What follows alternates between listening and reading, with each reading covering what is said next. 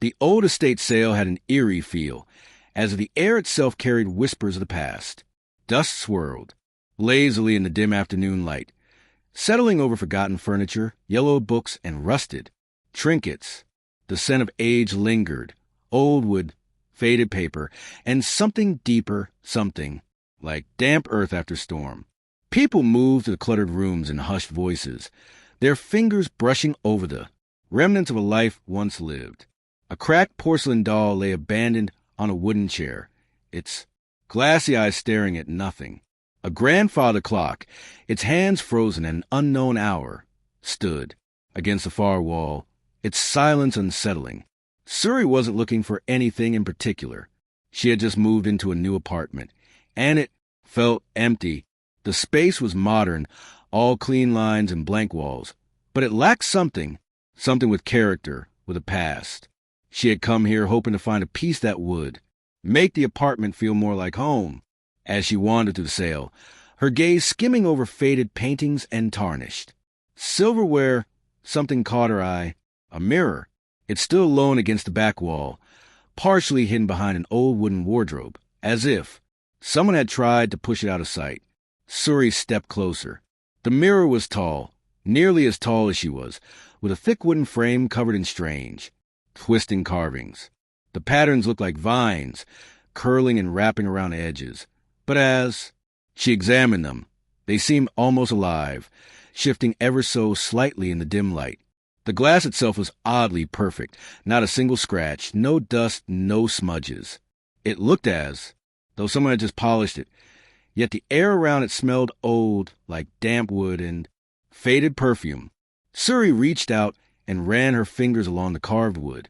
Ice cold, a shiver ran up her arm. She pulled her hand back, flexing her fingers. It was just a mirror. An old one, yes, but nothing more than that. "How much for this?" she asked, turning to the old woman sitting behind the cash table. The woman, who had been counting change, looked up, her face, lined with deep wrinkles, tense the moment her gaze fell upon the mirror. Her fingers tightened around the bills in her hand, as if the sight of it had unsettled her. "That mirror," she hesitated, her voice barely above a whisper. Suri waited. "50, the woman finally said. Suri blinked. 50? That's it. Something this beautiful had to be worth more. Even in its old-fashioned design, it had a timeless elegance. The craftsmanship alone should have made it expensive. The woman nodded, her expression unreadable. "Take it," she said quickly. Something in her voice made Suri pause. It wasn't just urgency, it was something else. A warning. A prickle of unease crawled up Suri's spine, but she shook it off. The woman was probably just eager to get rid of old junk. She handed over the cash, lifted the mirror carefully, and carried it to her car. The frame was heavy, much heavier than it looked, but she managed to maneuver it into the back seat. As she reached the driver's seat, a strange sensation washed over her, like someone was watching. Her skin prickled. She glanced around. The parking lot was mostly empty. A few cars, an old lamppost flickering in, the afternoon light, a single bird pecking at the pavement. But then, in the mirror's reflection, behind her, a shadow moved, a flicker, quick and unnatural. She spun around. Nothing was there. Her chest felt tight, probably just her imagination. She had read too many horror stories, watched too many late-night movies. With a deep breath, she climbed into the car and started the engine. She didn't notice the old woman still watching her from the porch, her lips pressed into a thin line, her fingers curling into the fabric of her skirt. And she didn't hear the whisper that slipped past the woman's lips. Poor girl. Suri carried the mirror into her apartment, her arms aching from the effort. The weight of it was surprising. It felt heavier now than it had at the sale, as if it had absorbed something along the way. She set it against the far wall in the living room, where the sunlight from the window hit it perfectly. The glass caught the light in an almost unnatural way, as if it were drinking it in rather than reflecting it. She stepped back, tilting her head. It looked perfect, too perfect. She ran her fingers over the carvings again, tracing the delicate lines of the twisting patterns. The wood was still ice cold. Shaking off the unease, she turned away and grabbed her phone. She snapped a quick picture, thinking it would look great on social media. Estate sale find. My new favorite thing. But when she checked the photo, a strange feeling crept up her spine. The mirror looked normal, but the reflection of the room inside it seemed darker. The light in. The picture didn't match what she saw in real life. She frowned. Maybe just a trick of the camera. Shrugging it off, she put her phone away and went to make dinner. That night, the apartment was quiet. Too quiet. She lay in bed, tossing and turning, unable to sleep. The silence pressed against her ears, heavy and unnatural. Usually, she could hear distant city sounds. Cars passing, people talking, the occasional siren. But tonight, there was nothing, as if the whole world had gone still. At midnight, she finally gave up and got out of bed. Maybe some water would help. She padded barefoot through the apartment, the wooden floor cool against her skin. As she passed the living room, her gaze flickered to the mirror. Something made her stop. She turned, staring at it in the darkness. The reflection showed the living room. Her couch, her coffee table, the window with the curtains, drawn shut.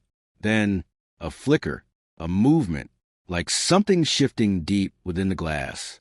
Her breath caught. She leaned in closer, her heart hammering against her ribs. Nothing, just her own reflection, staring back at her. Suri let out a nervous laugh, shaking her head. Losing it, she muttered to herself. She turned away, but as she took a step, a cold wave of fear rushed through her. Her skin prickled. Her mouth went dry. She didn't want to look back, didn't want to check.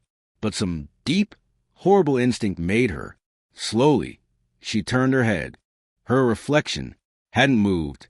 It was still standing there, staring. Suri's stomach dropped. For a long, breathless moment, neither of them moved. Then, her reflection smiled. A slow, unnatural smile that stretched too wide. A chill crawled down Suri's spine. She stepped back. The reflection didn't. And then it raised its hand and knocked against the glass. A dull, hollow knock echoed through the room.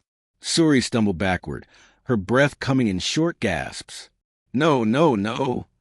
The reflection took a step closer, but Suri hadn't moved. She turned and ran, her heart slamming against her ribs. Behind her, the mirror stood silent, and in its glass, the reflection of Suri kept watching, smiling. Over the next few days, the feeling of being watched only grew stronger. Sometimes, while reading or watching TV, she would catch movement in the corner of her eye, a flicker in the mirror, a shift, but whenever she looked directly at it, the reflection was still. Then came the whispers, soft, faint, almost like the wind, but there was no wind inside her apartment. One night, she woke up gasping, her heart racing. She had dreamed of standing in front of the mirror, unable to move, as something inside knocked against the glass from the other side. She shook off the dream, rubbing her arms against the cold that seemed to settle into her bones. She needed to get rid of the mirror. Tomorrow. The next night, everything changed. She was brushing her teeth when she heard it, a soft creak, like someone stepping on the wooden floor. Her breath hitched. Slowly, she turned off the tap and listened. Silence. She stepped out of the bathroom, moving toward the living room. The mirror stood there, silent, reflecting the darkened apartment. But the reflection was wrong. The furniture was there. The walls, the windows, everything was in place. But the Suri in the mirror was smiling, a slow, unnatural smile that stretched too wide. Suri's heart slammed against her ribs. Her reflection raised a hand and knocked against the glass. A dull, hollow knock echoed through the room. Suri stumbled back, her breath coming in short gasps. No, no, no. The reflection stepped closer, but Suri hadn't moved. It placed its hand against the glass and started pushing. The surface of the mirror rippled like water. The reflection's fingers pressed through. Suri turned and ran. She didn't stop running until she was outside, breathless, heart pounding. The night air was freezing, but she barely felt it. She pulled out her phone and dialed her best friend, Aisha. "Aisha, I need you to come over," she said, her voice shaking. "What's wrong?" "The mirror," she whispered. "Something's wrong with it." Silence. Then Aisha sighed. "Suri, it's just a mirror." "Please," Suri begged. Aisha groaned. "Fine. I'll be there in 10. Suri hung up, staring up at her apartment window. Something moved behind the glass. But it wasn't her. Aisha arrived, annoyed but concerned. "Okay, what's the problem?" Suri led her inside. The mirror stood exactly where it had been, still and silent. Aisha crossed her arms. "Looks normal to me." Suri shook her head. "Watch." She picked up a book and threw it at the mirror. It didn't reflect the impact. The book disappeared into glass. Aisha's face lost all color. Then the book flew back out, landing on the floor, but the reflection of the book staying inside the mirror. Suri and Aisha started, frozen in fear. Then the reflection of Suri turned and spoke. "You shouldn't have bought me." They ran. They didn't stop until they were outside, gasping for air. "We have to destroy it," Aisha said. Suri nodded. "Fire?" Aisha shook her head. "No, mirrors don't burn." Suri thought for a moment. "A hammer." They grabbed a hammer from the toolbox and marched back inside. The reflection was waiting. It grinned, stepping closer. Suri raised the hammer. The reflection whispered, "You break me. You take my place." Suri hesitated. Aisha grabbed the hammer. "Screw this." She swung. The mirror shattered. For a moment, silence. Then a blood-curdling scream echoed through the room. A gust of wind blew past them. The lights flickered, and the mirror was gone. Only an empty wall remained. Aisha and Suri stared at each other, their hearts still racing. "Is it over?" Aisha whispered. Suri didn't answer, because in the corner of the room, the glass shards on the floor still reflected the mirror, and in them, a pair of dark eyes watched, smiling. Ava never believed in bad luck, curses, or ghost stories. She lived in the real world, where everything had a logical explanation. Superstition was for people who needed something to blame when life didn't go their way. But today, something felt off. She sat in her usual coffee shop, nestled in the corner by the window, where she could watch the busy street outside. The scent of freshly ground coffee beans and warm pastries filled the air, mixing with the quiet hum of conversations and the occasional clink of spoons against ceramic mugs. Her laptop sat open in front of her, emails waiting to be finished, but she had barely typed a sentence in the last 15 minutes. Someone was distracting her. Across the street, a man stood perfectly still. He wasn't checking his phone, wasn't smoking a cigarette, wasn't even looking around as if waiting for someone. He was just standing, watching. Ava's stomach tightened. He was dressed in a long, dark coat, his hands buried deep in his pockets. A street lamp cast a faint glow over the sidewalk, but his face remained shadowed, obscured just enough that she couldn't make out his features. Still, she could feel his gaze, locked onto her. A shiver crawled up her spine. She tore her eyes away, shaking off the unease. It was a city. People lingered all the time. Maybe he was waiting for a friend, or maybe he was just lost in thought. She was being paranoid. But the longer she sat there, the more uneasy she became. Minutes passed. She forced herself to focus on her laptop, tapping her fingers against the keyboard. But the words blurred together. The pull to glance out the window gnawed at her, an itch she couldn't ignore. Slowly, she looked up. Her breath caught. He was still there, standing in the exact same position. Ava swallowed hard. Okay, that was weird. Her fingers tightened around her coffee cup. He hadn't moved an inch in over 20 minutes. That wasn't normal, was it? Her hands felt clammy as she reached for a phone. Maybe she was overreacting. Maybe she just needed a second opinion. She lifted the camera, making sure to keep it subtle, and snapped a picture through the window. She sent it to Emma with a quick message. Tell me I'm not crazy. This guy has been standing outside for 20 minutes, just staring. The reply came almost instantly. What guy? Ava frowned. She quickly typed back. The one in the coat, right across the street. 3 dots appeared, then vanished. Then, Ava, there's no one there. Her breath hitched. Her fingers trembled as she looked at the picture she had just taken. The sidewalk, the street lamp, the passing cars. No man. Heart pounding. She snapped her gaze up to the window again. The man was gone. Ava's stomach twisted into knots. She glanced around the cafe, searching for someone who might have noticed him. Someone who could confirm that she hadn't imagined it.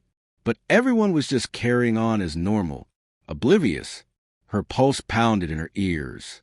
She took a deep breath, forcing herself to calm down. Maybe Emma had just looked too quickly. Maybe the man had walked away right before she checked. Or maybe she was seeing something that wasn't there. The rest of the day felt like a blur. Ava tried to push the whole thing out of her mind, convincing herself that it was just her imagination playing tricks on her. But deep down, a sick feeling lingered. At lunchtime, she met Emma at their usual cafe, a cozy little place with wooden tables and mismatched chairs filled with the warm scent of vanilla and cinnamon. They grabbed a spot by the window, sunlight casting long shadows across the sidewalk outside. Emma was already sipping on an iced latte, stirring the straw absent-mindedly. She looked up as Ava sat down. Okay, tell me what's going on. You've been weird all morning. Ava hesitated, drumming her fingers against the table. I swear I saw someone outside the coffee shop earlier. He was just standing there, staring. I took a picture and sent it to you, but you said there was no one there. Emma tilted her head, eyebrows knitting together. Yeah, because there wasn't. Ava exhaled, shifting in her seat. But I saw him, Emma. I know I did. And then when I checked, again he was gone. Emma took another sip of her drink, considering. Could have just been a random guy, and you caught him right as he left. Ava shook her head. He was there for at least 20 minutes. He never moved, and when I looked at the picture, he wasn't in it. Emma's expression shifted, a flicker of concern in her eyes. Okay, that is weird. She leaned forward. You sure you're not just stressed? You've been working a lot lately. Ava let out a nervous laugh. I thought that too. Maybe I'm just overthinking it. But she wasn't sure. Something deep in her gut told her this wasn't just a trick of the mind. Then, without thinking, she glanced outside, and her heart stopped. He was there, standing on the opposite sidewalk. Same coat, same posture. Still, watching. Ava's breath came short and fast. She reached across the table, gripping Emma's wrist. Look, do you see him now? Emma followed her gaze, her brow furrowing. See who? Ava's stomach dropped. She turned back to the window. The man was right there. How could Emma not see him?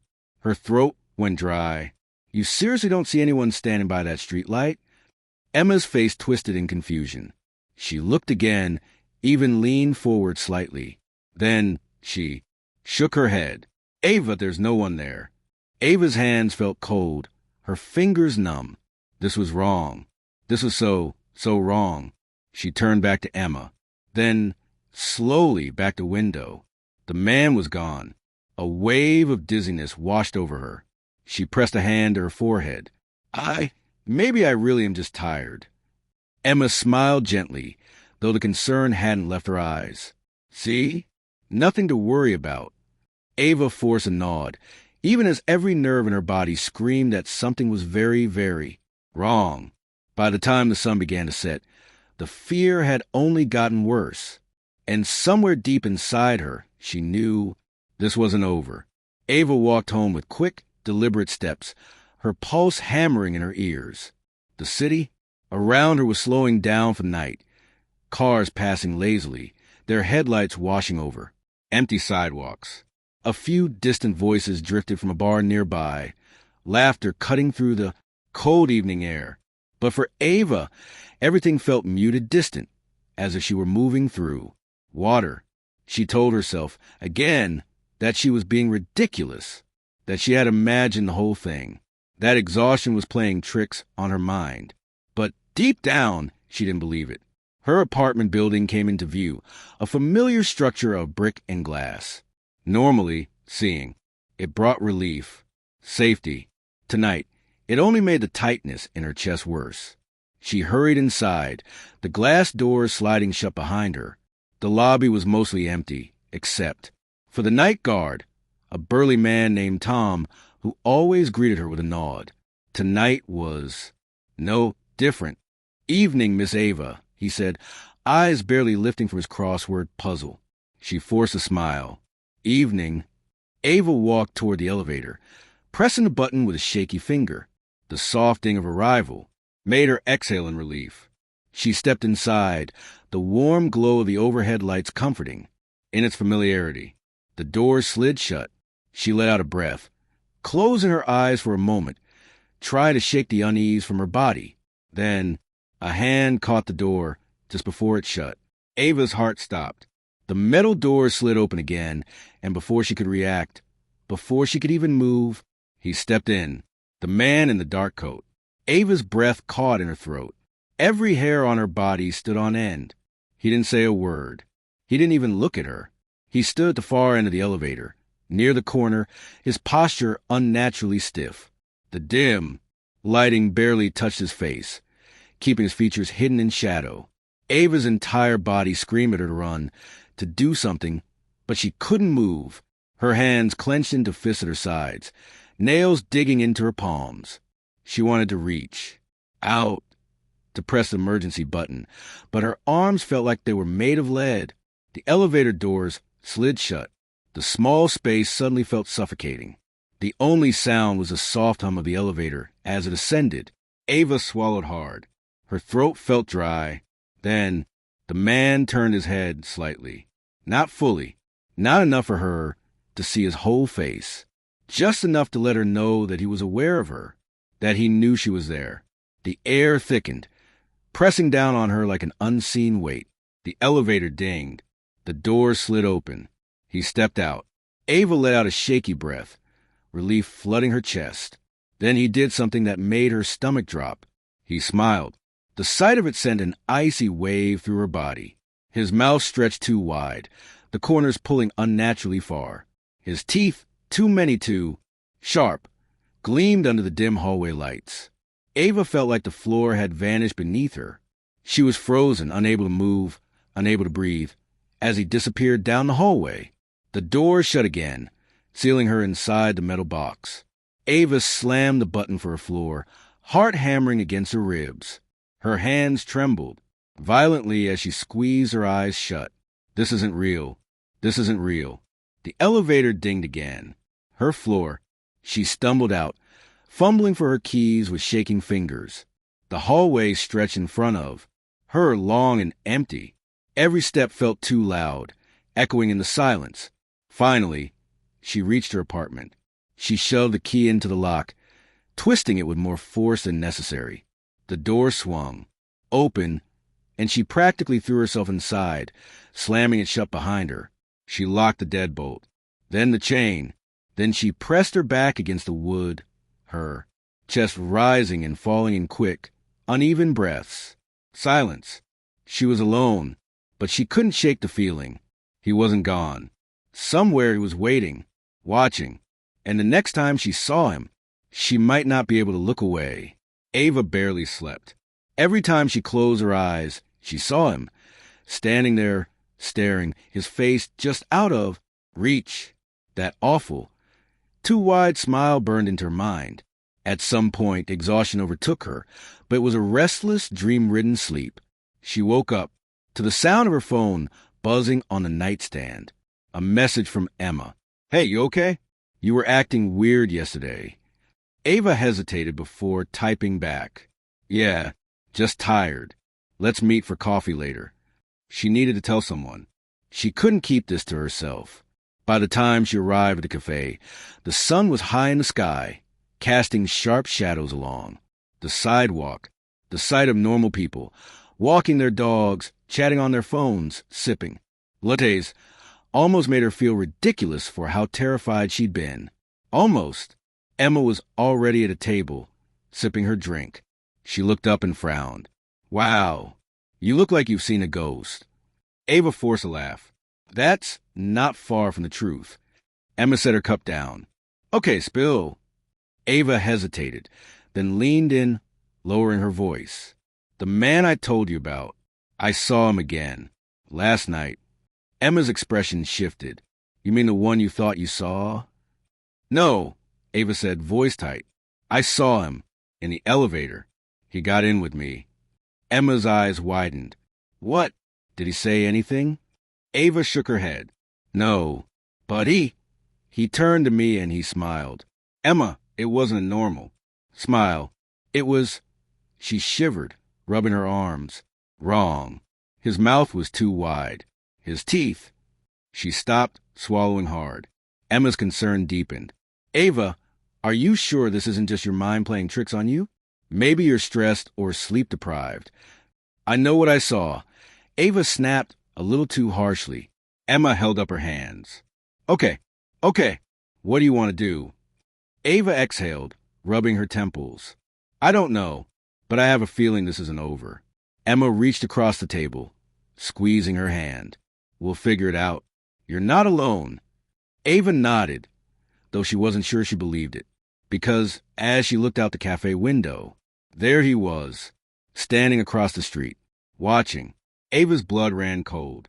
She turned to Emma, barely able to get the words out. Tell me you see him. Emma followed her gaze, then frowned. Ava, there's no one there. Ava felt the world tilt beneath her. She turned back. The man was gone. Ava clutched the table to keep from swaying. Her pulse thundered in her ears. And deep inside, she knew this wasn't just a stalker. It wasn't even human. And whatever it was, it wasn't done with her yet. Noah was 6 years old when he first saw the shadow under his bed. It was late at night, and the warm glow of his nightlight cast a dim circle of light onto the floor. But it wasn't enough to push back the heavy darkness pooling beneath the wooden frame. He lay on his back, staring at the ceiling, his small hands clutching the blanket to his chin, as if the fabric alone could protect him from the creeping unease building in his chest. The house was silent. His parents had gone to bed an hour ago, and even the distant hum of the refrigerator had stopped. The only sound was the soft ticking of the clock on his wall. But Noah could hear something else, a faint whispering, barely more than a breath, coming from under his bed. At first, he thought it was a wind. He turned his head toward the window, but the curtains remained still. There was no draft, no rustling of leaves outside. The windows were shut tight, sealed against the cold autumn night. He held his breath, straining his ears. The sound was so soft, like a voice just on the edge of hearing, murmuring words he couldn't quite understand. Curiosity, mixed with fear, gripped his small body. His fingers clutched the blanket tighter, but he found himself shifting closer to the edge of the mattress. Slowly, hesitantly, he leaned over and peered into the darkness below. A pair of eyes stared back at him. Noah's breath caught in his throat. His heart pounded so hard it felt like it might burst. The eyes weren't like his own, weren't like anything he had ever seen before. They weren't white. They weren't blue or brown or green. They were black, darker than the shadows around them, yet somehow still gleaming. Then they blinked. Noah gasped, jerking upright. His tiny hands clutched at the blanket as he scrambled backward, pressing himself against the headboard. His breathing was quick and shallow, and for a moment, he thought about calling for his parents. But what if they didn't believe him? He squeezed his eyes shut and yanked the blanket over his head, curling into a ball. His fingers trembled as he pressed them against his ears, tried to block out everything. But the whispering didn't stop. It was there, slithering through the silence, filling the room like a soft breeze carrying the echoes of 100 voices. It didn't grow louder, but it didn't fade either. Noah lay like that for what felt like hours, his small body shaking beneath the covers. Eventually, exhaustion won. His limbs grew heavy and his racing heart slowed. His mind drifted towards sleep, but just before he surrendered to it, he heard something that made his skin crawl. A whisper right next to his ear. Noah. The morning light flooded Noah's room, turning the shadows into harmless shapes. The fear from the night before still clung to him like cobwebs, but in the safety of the day, it almost felt silly. Almost. Noah wasted no time rushing into the kitchen, where his parents sat at the table. His mother was sipping her coffee, her dark curls still messy from sleep, while his father read the newspaper, occasionally taking a bite of his toast. Mom, Dad.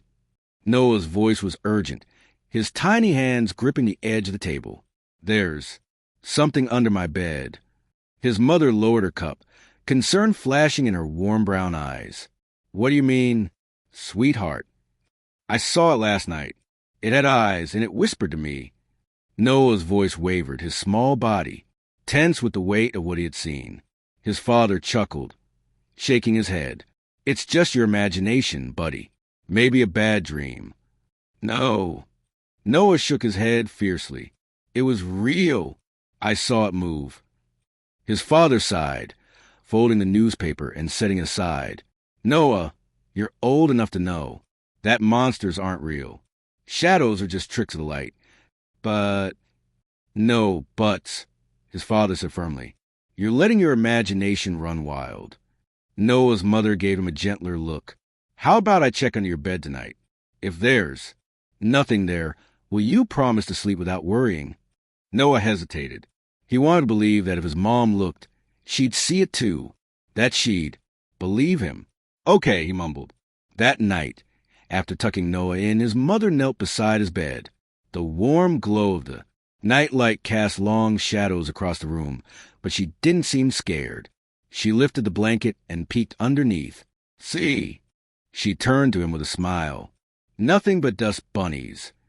She ruffled his hair, pressing. A kiss to his forehead. Now get some sleep, love. Noah wanted to believe her. He really did. But as soon as she left the room and closed the door, the whispering started again. And this time it called his name. Over the next few nights, things got worse. The whispering never stopped. It was there every night, just beyond his understanding. Soft, raspy, filled with something wrong. Noah tried to ignore it. He buried his face in his pillow, squeezed his eyes shut, and counted sheep. But ignoring it didn't make it go away. The shadow didn't just whisper anymore. It moved. Noah would see it shifting in the darkness, growing longer, stretching toward him in slow, deliberate motions. The eyes would flicker open and shut, blinking at him like something alive. One night, he tried to be brave. He sat up in bed, gripping his blanket like a shield, and whispered, "Who are you?" The whispering stopped. The silence stretched. And then it laughed, a dry, crackling sound, like dead leaves rustling in the wind, like something ancient, something that had been waiting a very, very long time. Noah screamed. His father burst into the room, flipping on the light. The brightness chased away the shadows, leaving nothing but the normal shapes of his toys and furniture. Noah, what is it? His father's face was a mixture of exhaustion and irritation. The shadow, Noah cried. It laughed at me. His father groaned, rubbing his temples. Noah, enough. There's no such thing as a shadow. That talks. You're letting your imagination get the best of you. But, no buts. His father's voice was firm. If you keep this up, we'll have to take away your nightlight. You're too old for this nonsense. Tears burned in Noah's eyes. He wanted to stop being scared. He wanted to believe his dad. But the shadow wouldn't leave him alone. And worse, it was getting closer.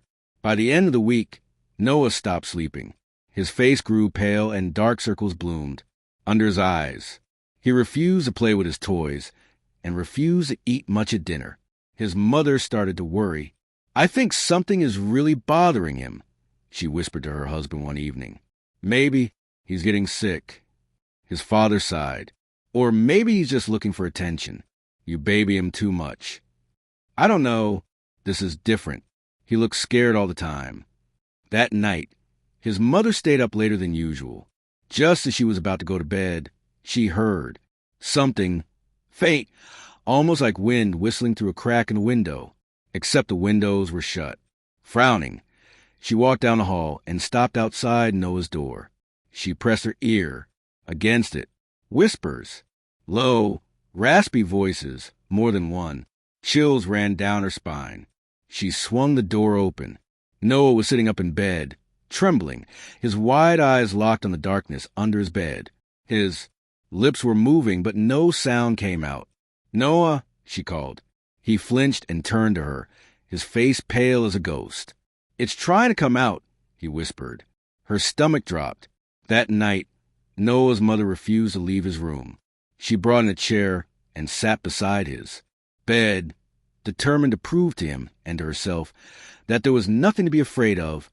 Hours passed. The house was silent. Then a slow, scraping sound came from under the bed. Noah's mother froze. Her breath hitched. Had she imagined it? She leaned forward, gripping the edge of Noah's blanket.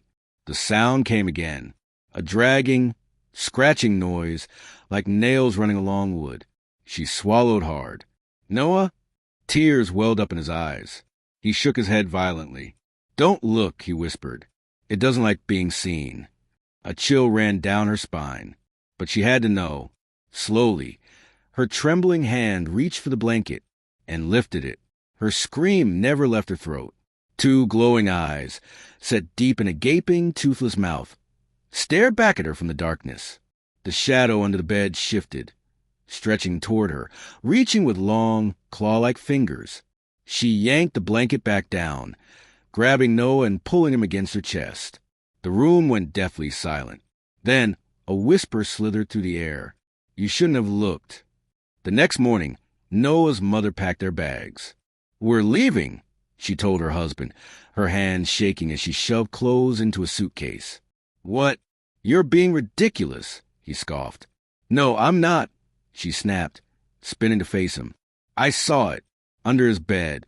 It's real." The blood drained from his face. "You what?" "I saw it," she repeated, her voice breaking. "I don't care what you think. We are not staying. Here." But before they could leave, Noah screamed. They ran into his room. The bed was empty. The blankets were on the floor. The room was ice cold, and under the bed, a shadow writhed, stretching up the walls. Whispers filled the room. "He belongs to us now." Noah's mother dropped to her knees, reaching under the bed, grabbing for him, but her hands met nothing but cold air. Noah was gone. The police never found him. His parents moved away, unable to bear the silence of an empty house. But his room remained untouched.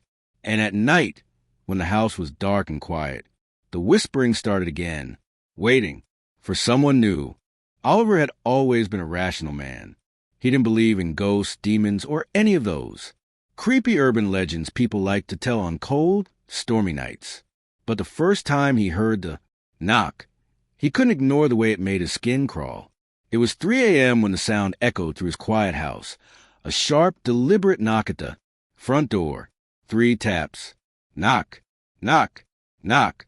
Oliver stirred from his sleep, groggy and disoriented. At first, he thought he had imagined it, just some lingering remnant of a dream. But as his mind cleared, he realized the sound had been real. It had been too crisp, too distinct to be a figment of his imagination. His heart thudded against his ribs as he sat up in bed. His bedroom was on the 2nd floor, and through his window, he could see the empty street below, bathed in the cold glow of the street lights. Nothing moved. No figures, no cars, not even the stray cat that sometimes prowled the neighborhood. The house was old, and the wooden floor creaked beneath his feet as he swung his legs over the side of the bed. A chill ran through him, though he wasn't sure if it was from the cold or something deeper, something instinctual. The hallway outside his room was dark, except for the dim glow of the nightlight in the bathroom.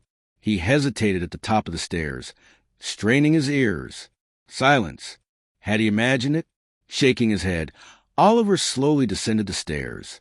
His bare feet felt ice cold against the hardwood floor as he approached the front door.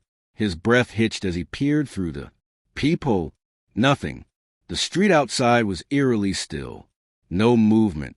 No sign of anyone standing there just seconds ago. He reached for the lock and hesitated. A voice in the back of his mind whispered, "Don't open it." But curiosity won. He twisted the deadbolt and cracked the door open just enough to peek outside. A gust of cold air rushed in, sending a shiver down his spine. The porch was empty. The front, yard, the sidewalk, everything was still untouched, as if no one had been there. Frowning, he shut the door and locked again. Maybe he had been dreaming. Maybe it had been the wind or the house settling. Still, as he climbed back into bed and pulled the covers up to his chin, he couldn't shake the uneasy feeling crawling beneath his skin. And then, just as his eyes began to close, a whisper, faint, almost too soft to hear, right outside the door. "Let me in." Oliver's eyes snapped open, his pulse hammering in his ears. He held his breath, listening, but there was only silence. The knocking came again the next night, and the night after that, always at 3 a.m., always 3 knocks. At first, Oliver tried to ignore it. He forced himself to stay in bed, squeezing his eyes shut, telling himself it was just his mind playing tricks. But he couldn't. Each knock sent a pulse of fear through his chest, a deep, instinctual terror that made his skin prickle. It felt wrong. By the 4th night, he was ready. He sat in the living room, directly across from the front door, staring at it as the clock on the wall ticked toward 3 a.m., 2:59. He held his breath. The clock struck 3. Knock, knock, knock. Oliver's heart slammed against his ribs. The sound was clear, precise. There was no mistaking. Someone, something, was standing outside his house. He clenched his fists, his nails digging into his palms. This time, he wouldn't be afraid. This time, he would catch whoever was playing this twisted game with him. He grabbed the baseball bat he brought downstairs earlier and rose to his feet, his pulse thundering in his ears as he approached the door. One deep breath. His hand tightened around the doorknob, and then he yanked it open. Nothing. The porch was empty. The street was deathly still. But something was different this time. As Oliver turned back toward the house, a wave of cold dread washed over him. There, on the wooden surface of the door, were 3 deep scratches. Long, jagged, claw-like marks. His stomach twisted. He hadn't heard anything scrape the door. No dragging. No scratching. Only the knocks. But the marks were there, fresh. Something had been standing there. Something had been watching. The next morning, Oliver called his best friend, Daniel. "There's someone messing with me," Oliver said, his fingers gripping the phone tightly. Every night at 3 a.m., 3 knocks. No one's there, but now there are scratches on my door. Daniel, always a skeptic, chuckled. "Dude, it's probably just some kid playing a prank. For 5 nights in a row, always at the exact same time." Oliver ran a hand through his hair. "This isn't normal." Daniel sighed. "Look, I'll come over tonight. We'll sit on your porch with a camera. When your little ghost knocks, we'll catch them in the act." Oliver wasn't convinced, but he didn't want to be alone when it happened again. Fine.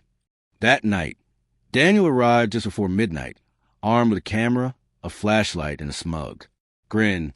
"All right, let's bust this mystery." They set up on the porch, bundled in hoodies against the cold, waiting. 2:59 a.m. Daniel adjusted his camera. "All right, let's see this." The clock hit 3 a.m. Knock, knock, knock. Daniel froze. His face paled, and his grip on the camera tightened. Oliver swallowed hard, staring at the door. Daniel slowly turned the camera toward the street. And then the porch light flickered.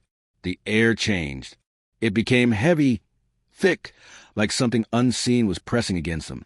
The world felt tilted, wrong.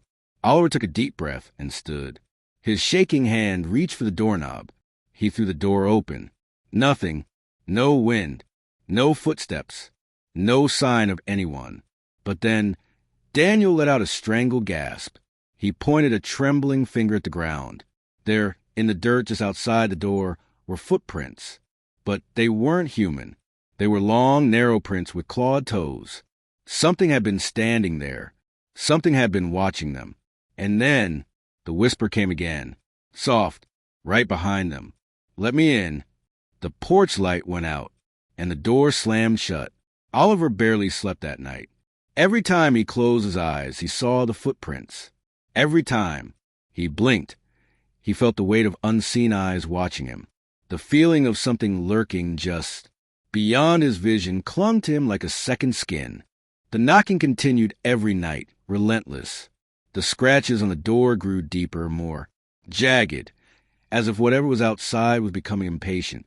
Oliver stopped checking the peephole. He stopped opening the door.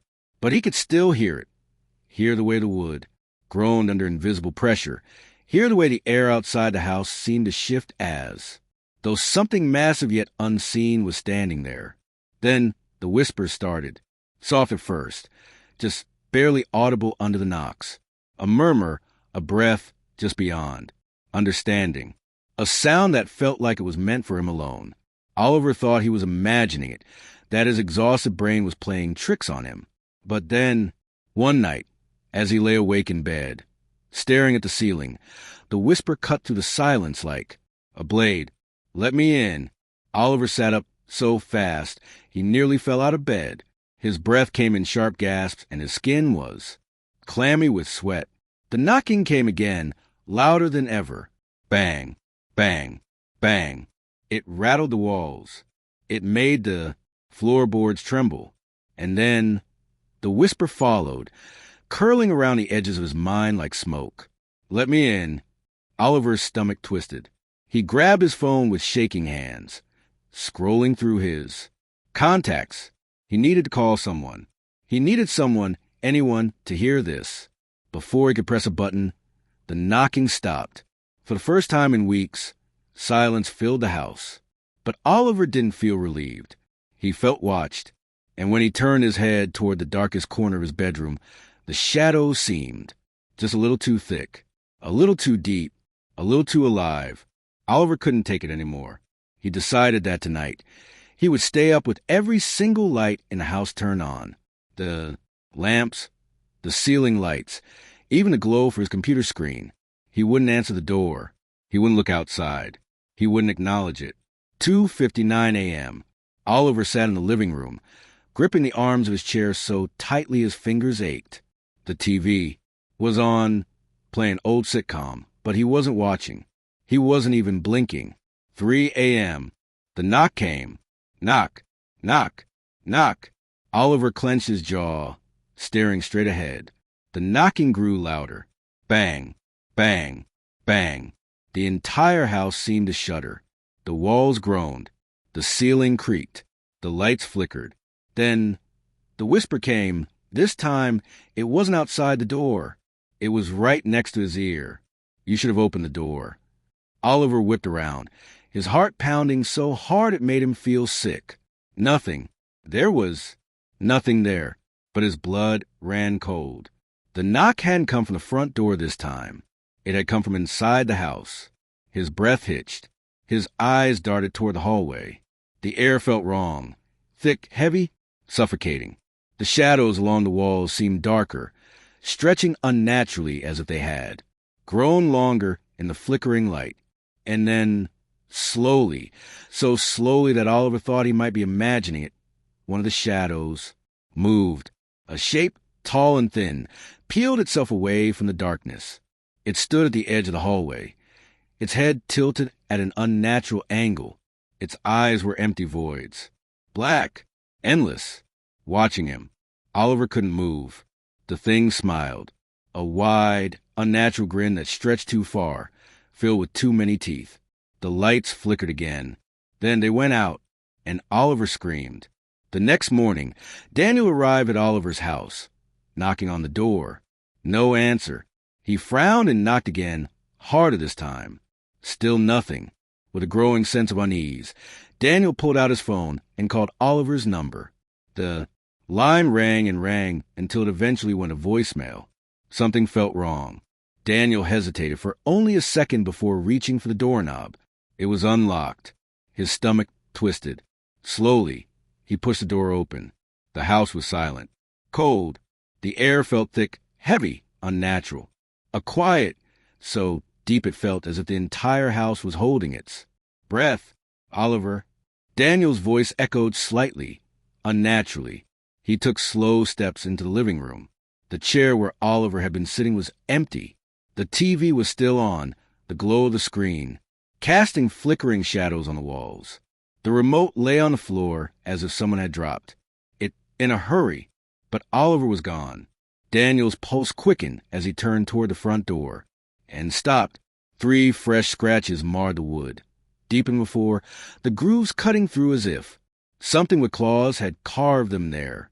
And beneath them, written in smeared, blackened marks, were 2 words.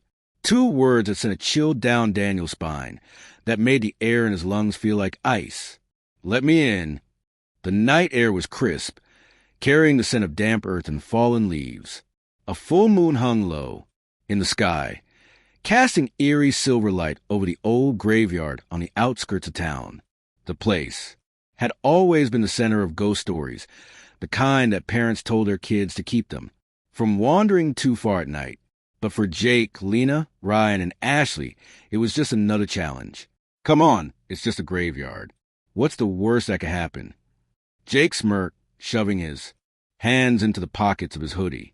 Lena rolled her eyes, shifting nervously on her feet. You say that now, but if we get caught trespassing, it's your fault. Ryan, the self-proclaimed ghost expert of the group, grinned. I heard the caretaker doesn't even check this place at night. Besides, people say it's haunted. Wouldn't it be cool to see if it's true? His voice held a thrill that the others didn't quite share. Ashley hugged herself. I don't know, guys. Sneaking into a graveyard at midnight, it feels wrong. Oh, come on, Ash. Jake nudged with his elbow. It's just for fun. What, you scared? Ashley glared at him. I didn't say that. Then let's go. The 4 teenagers squeezed through the rusted bars of the cemetery gate, their feet crunching against dead leaves and gravel. The cemetery was old, one of the oldest in town. Cracked. Tombstones jutted out of the earth at odd angles, their names and dates barely legible from. Years of erosion. Some graves had sunken into ground, the soil disturbed as if something had clawed its way out. The deeper they went, the more suffocating the air became. The scent of rotting wood and damp moss clung to their noses. The wind whistled through the bare branches of the ancient trees, creating a sound almost like whispers. Lena hugged her arms. I don't like this place. Jake scoffed. It's just an old cemetery. What's there to be afraid of? Ashley stopped suddenly. Her skin prickled with an unnatural chill. Did you hear that? Jake chuckled. Nice try. You're not scaring me. Ryan, however, had gone pale. No, I heard it too. A whisper. Soft. Faint. Calling a name. Lena? Lena's breath caught in her throat.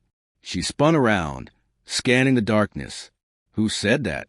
No one answered. The wind howled, but underneath it, the whisper came again. Ryan. Ryan stiffened. Okay, who's messing with us? His voice was tight, forced. Ashley's fingers dug into his arm. It's not funny. Stop. I swear it's not me. Jake raised his hands. I didn't say anything. Then they heard it again. Jake. A breathy whisper, drifting from the graves. The voice was neither male nor female. Just a sound, like wind through hollow bones. Ashley's eyes widened in terror. Let's get out of here. Lena turned to run, but then, Ashley, the whisper came from directly behind her. She whirled around, expecting to see someone standing there. But there was no one, just rows of old, crumbling tombstones. The air grew colder. The wind stopped. The night was silent, dead silent. Ashley's breath came in quick, shallow gasps. We have to leave. Now! Jake, normally the fearless one, looked shaken. Yeah, okay, let's go. They turned back toward the entrance and stopped. The gate they had squeezed through was gone. In its place was a solid, rusted iron fence. No opening. No exit. What the hell? Lena whispered, panic creeping into her voice. Ryan ran to bars, gripping them so hard his knuckles turned white. He shook them, but they didn't budge. This isn't possible. We just came through here. The whispers returned. This time, they were all around them. Stay. Don't go. We've been waiting. Ashley pressed her hands over her ears. Who are you? She cried. The voices overlapped, blending together in a sickening harmony. You forgot us. You left us behind. You must remember. Shadows shifted between the tombstones. Shapes moved in the darkness. Ryan's voice cracked. We don't know you. Then a deep, rumbling voice answered. You will. A gust of wind slammed into them, knocking them backward. The world seemed to twist. Graves stretched higher. The trees looked like giants. The sky darkened into an abyss. And then, they weren't alone.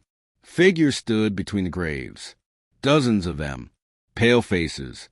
Hollow eyes.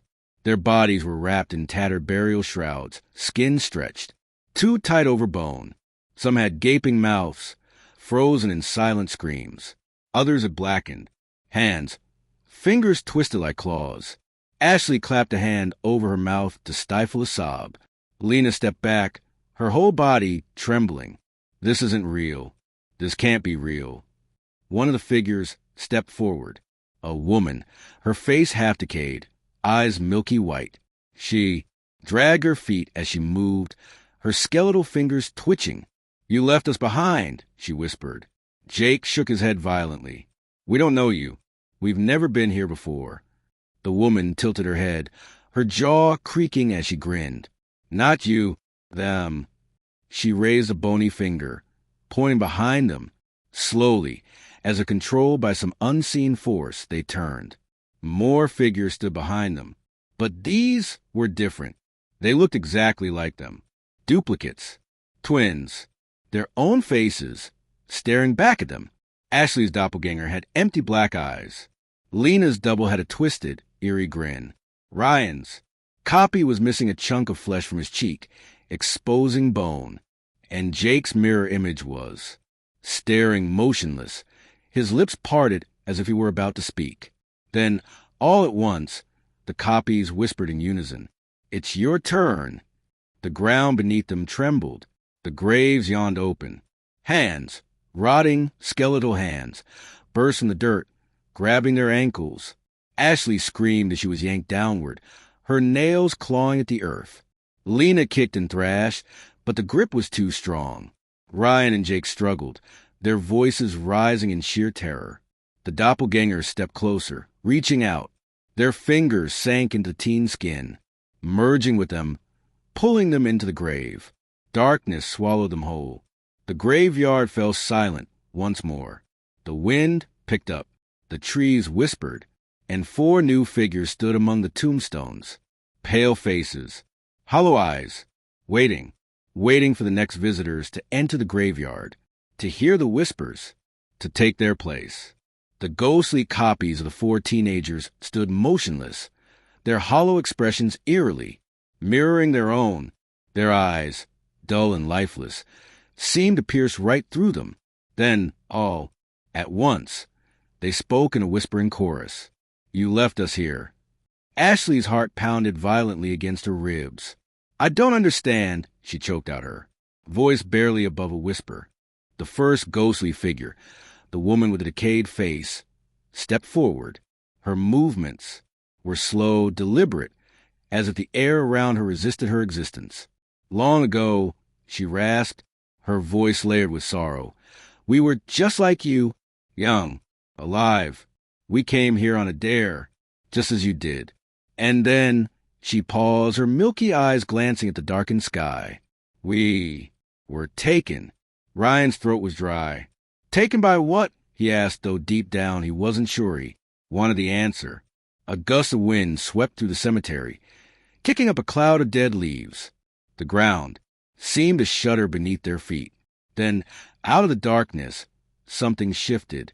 Between the graves, a shadow emerged.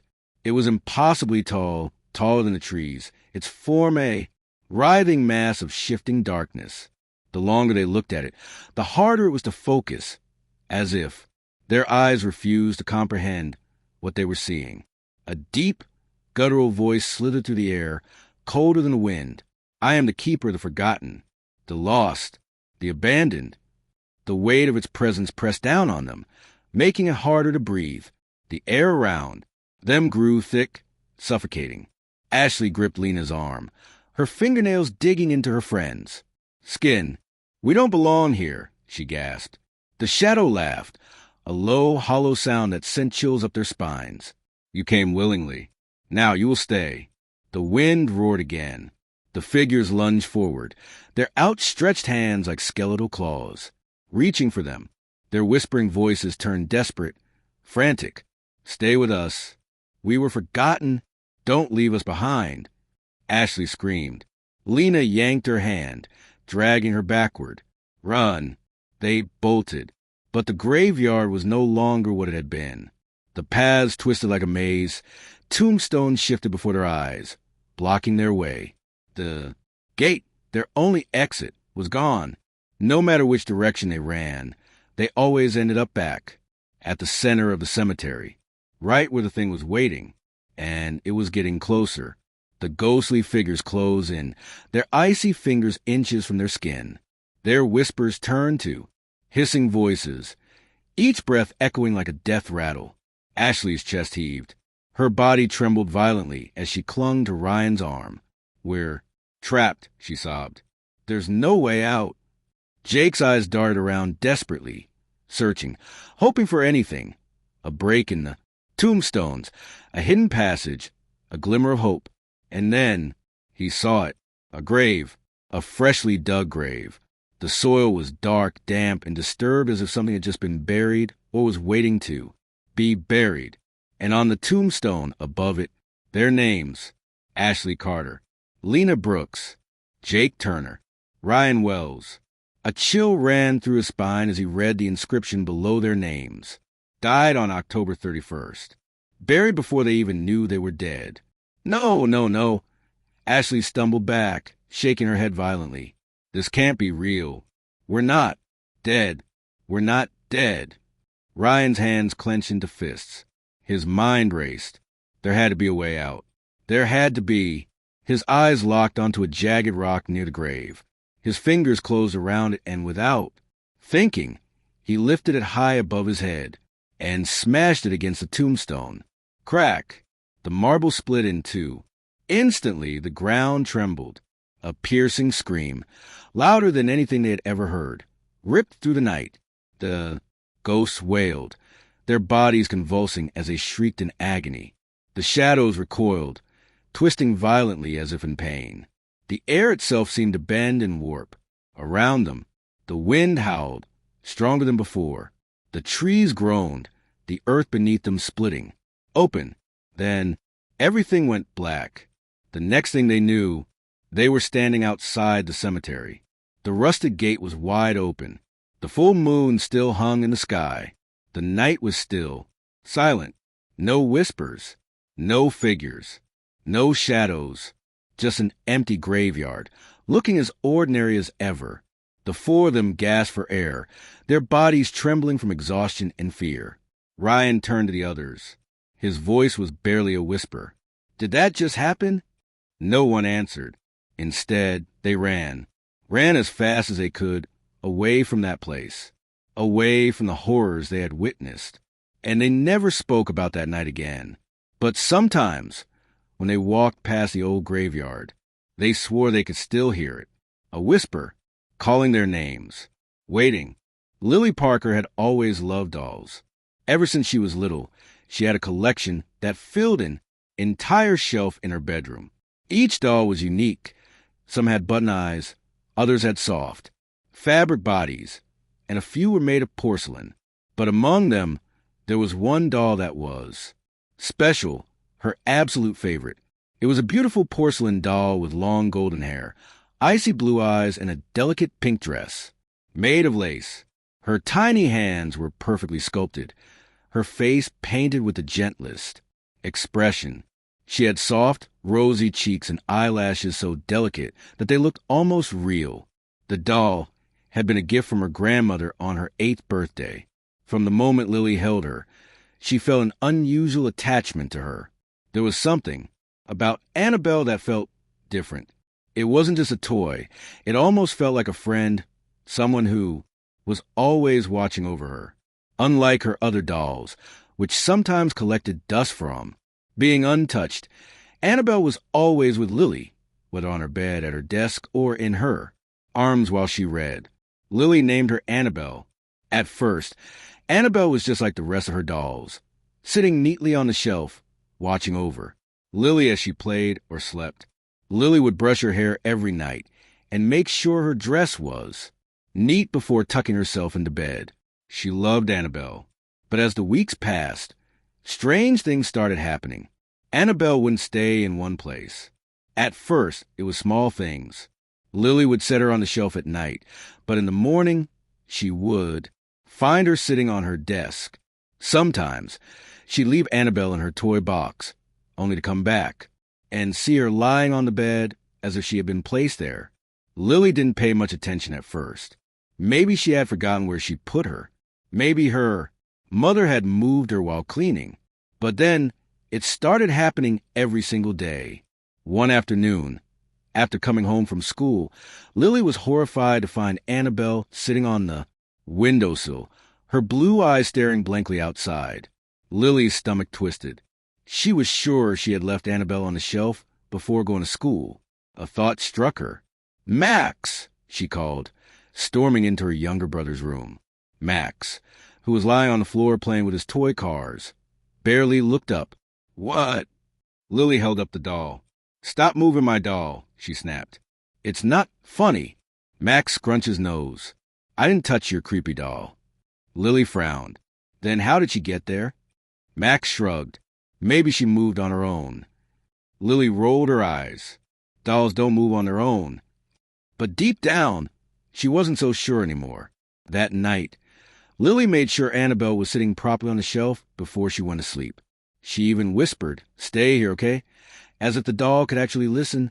Her room was dimly lit by the glow of her nightlight. She had always liked sleeping with a little light on, but tonight, the shadows in the room felt deeper. The corners of the room stretched, darker than usual. Lily pulled the covers up to her chin and closed her eyes. But sleep didn't come easily. She tossed and turned for hours, feeling restless.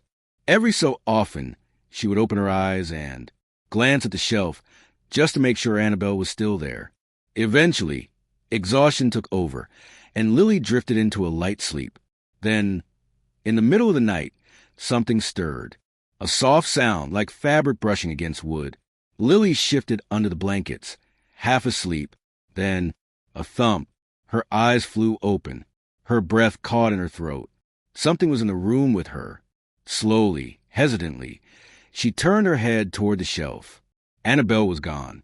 Lily's chest tightened. Her fingers gripped the blanket as she forced herself to sit up. The room was silent, except for the sound of her own breathing. Her gaze swept across the room, and then she saw it. Annabelle, sitting on her pillow, inches from her face. Lily's heart slammed against her ribs. "How?" Her fingers trembled as she reached out and grabbed the doll. Her porcelain skin felt colder than usual, almost like ice. Lily bolted upright and hurriedly placed Annabelle back on the shelf, her hands shaking. She told herself it was nothing. Maybe she had moved it in her sleep without realizing. Maybe she had sleepwalked. But then it kept happening.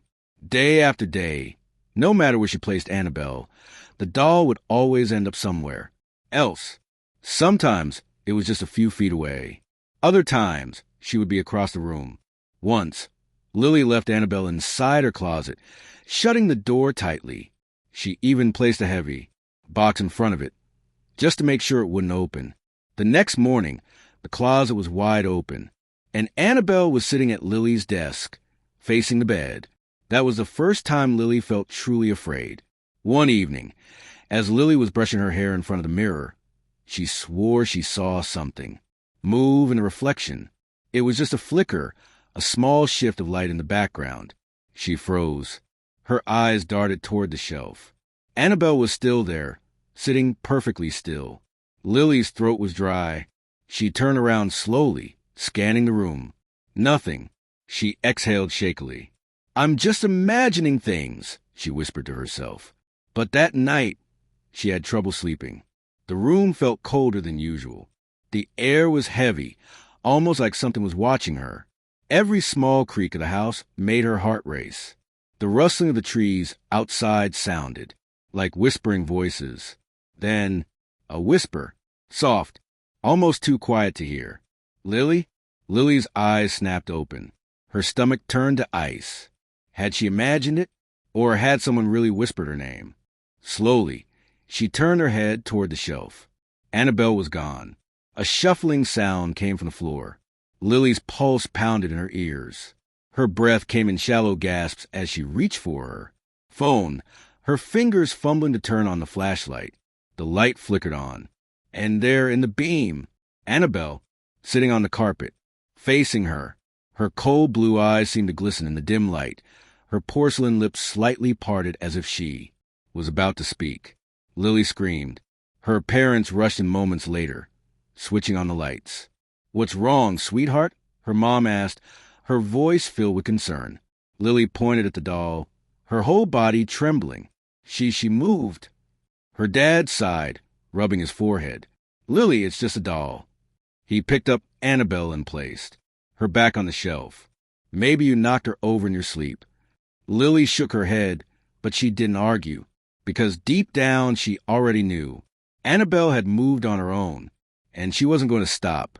Lily had never been this scared before. Annabelle wasn't just moving, she was doing things that Lily couldn't explain. She needed to talk to someone who would listen. The next day at school, she pulled her best friend, Sophie, aside during lunch. They sat on the farthest bench in the playground, away from everyone else.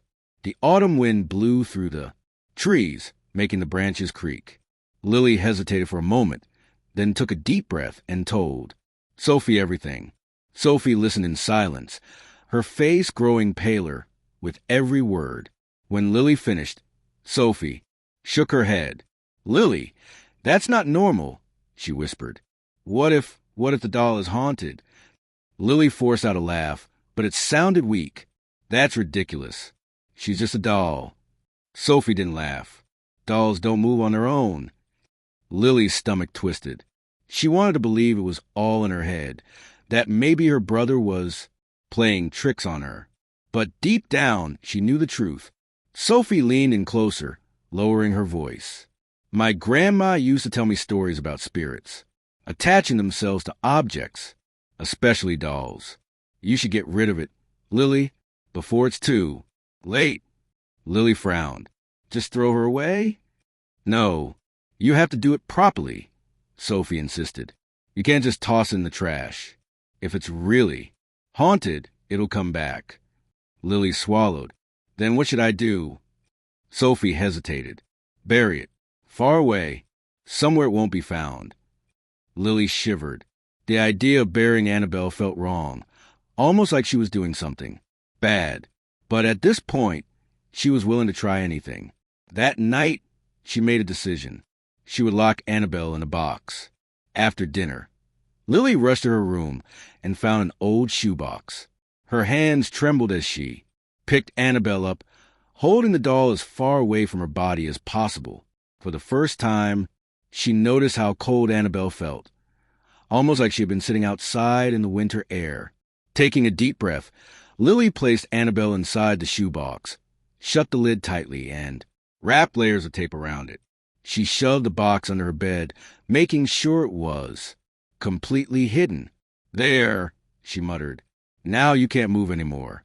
She climbed into bed, pulling the covers up to her chin. The room was silent, too silent. After what felt like hours, her eyelids grew heavy, and she drifted off to sleep. But in the middle of the night, thump, Lily's eyes snapped open. Thump, thump. Something was moving under her bed. Her breath hitched in her throat. Scrape. Something was crawling. Slowly, hesitantly. She leaned over the side of her bed and peered down into the darkness. The shoebox was there, but the lid, it was open, empty.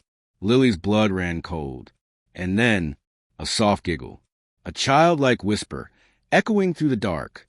Her heart pounded as she turned her head, barely able to breathe. Annabelle was sitting on her nightstand. But this time, she wasn't the same. Her head was tilted slightly to the side. Her painted lips were curled into the faintest of smiles. Her tiny porcelain hand was raised, like she was waving.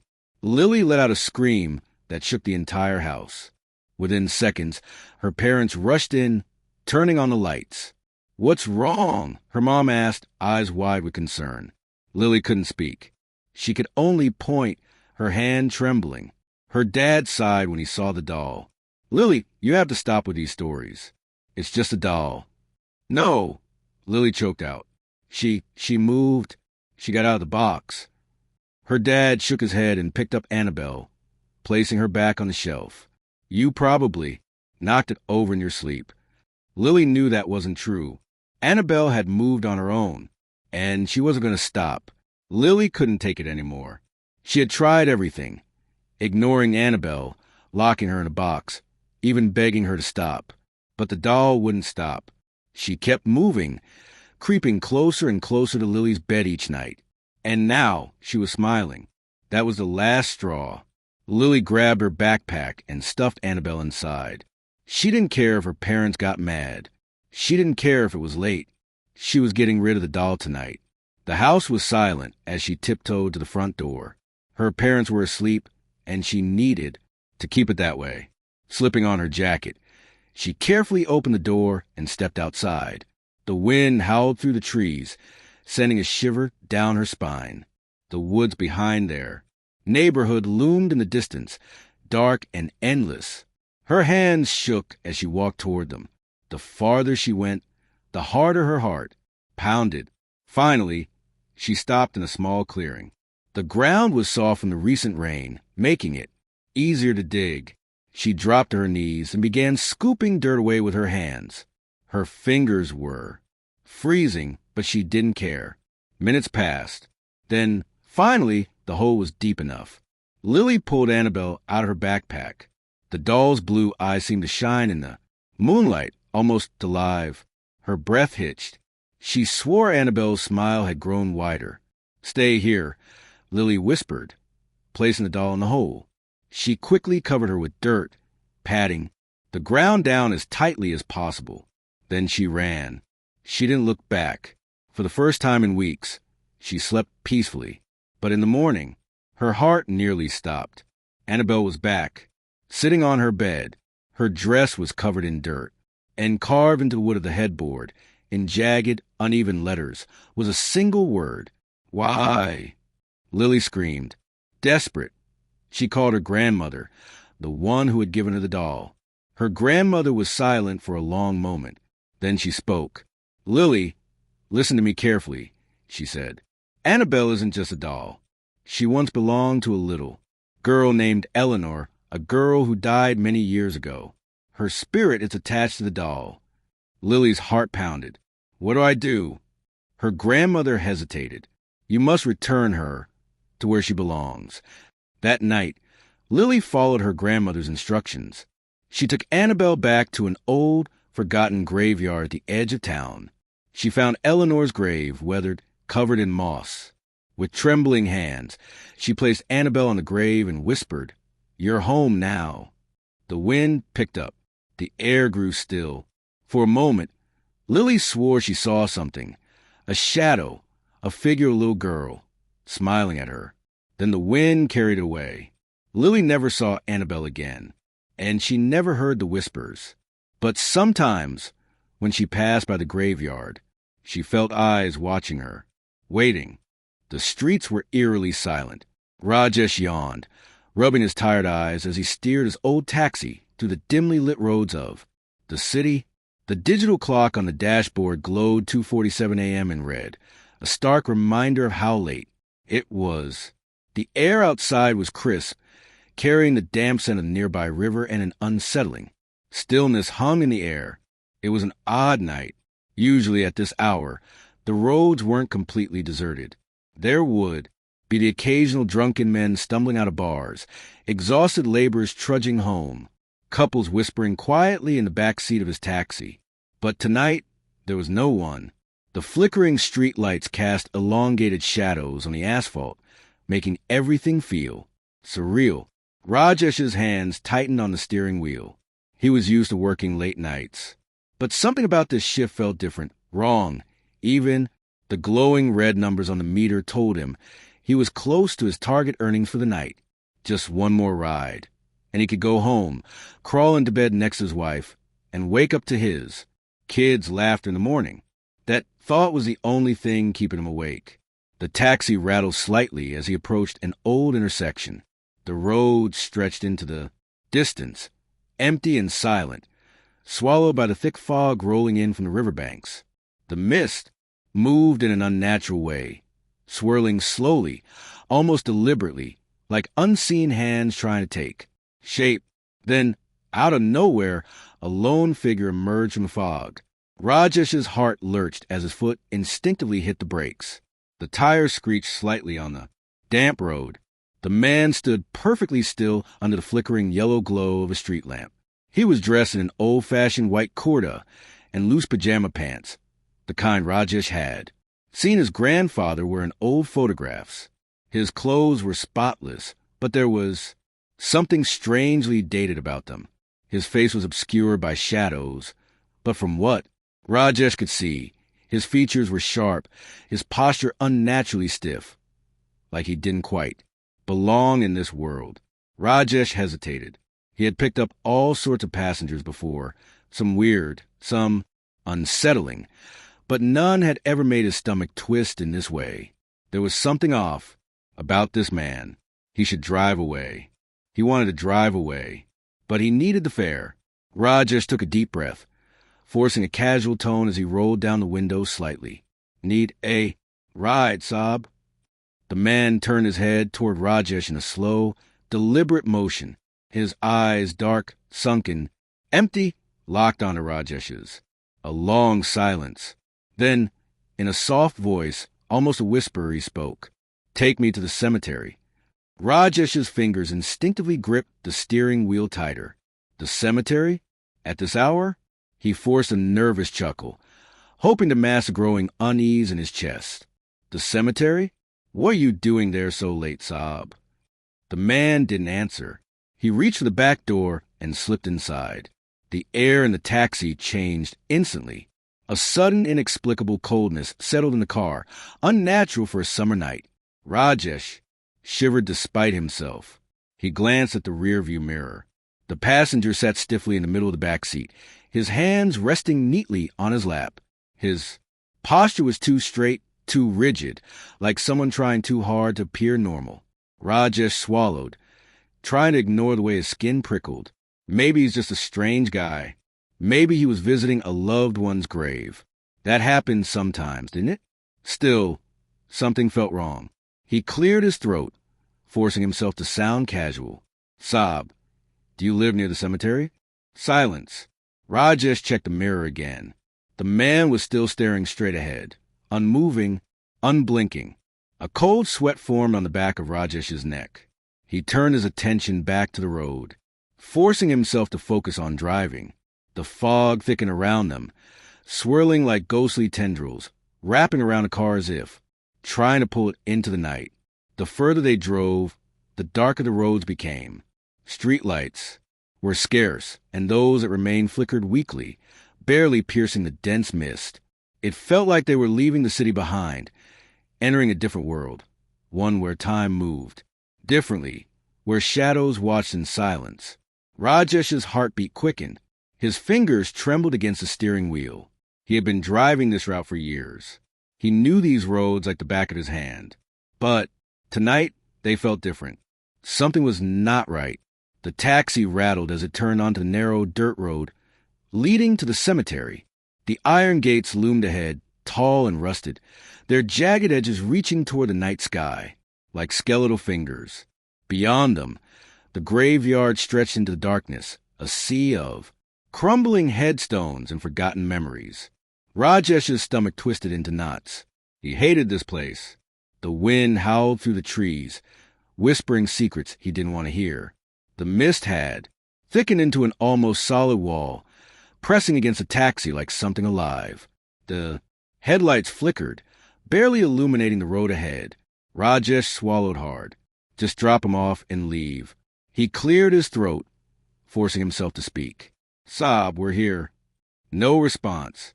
Rajesh's fingers tightened around the steering wheel. A growing sense of dread curled in his gut. He turned around. The back seat was empty. His breath caught in his throat. No. His hands fumbled for the door handle as panic set in. He turned fully, eyes wide, scanning the seat. He had seen the man get in. He had felt his presence. He had driven him all the way here. And now he is gone. Rajesh's heart pounded against his ribs. His mouth went dry.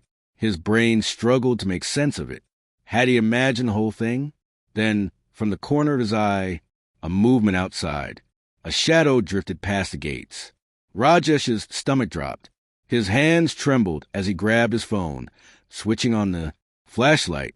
The pale beam cut through the fog, landing on the nearest gravestone. It was cracked, worn with time, but the name on it, Rajesh's body went cold. The name on the grave was the same name the passenger had given him. His breath hitched. His pulse thundered in his ears. Then, as if carried by the wind, a voice whispered through the trees. Thank you for the ride. Rajesh's entire body froze. His throat clenched and his hands turned ice cold. His eyes darted wildly around the cemetery. His breathing uneven. He had to get out of here. Rajesh fumbled with the keys, trying to start the engine. The old taxi sputtered, refused to start. And then, in the rear-view mirror, a pair of dark, hollow eyes stared back at him. Rajesh's scream tore through the night. Rajesh's breath came in short, ragged gasps. His entire body felt frozen, as if the very air around him had turned into ice.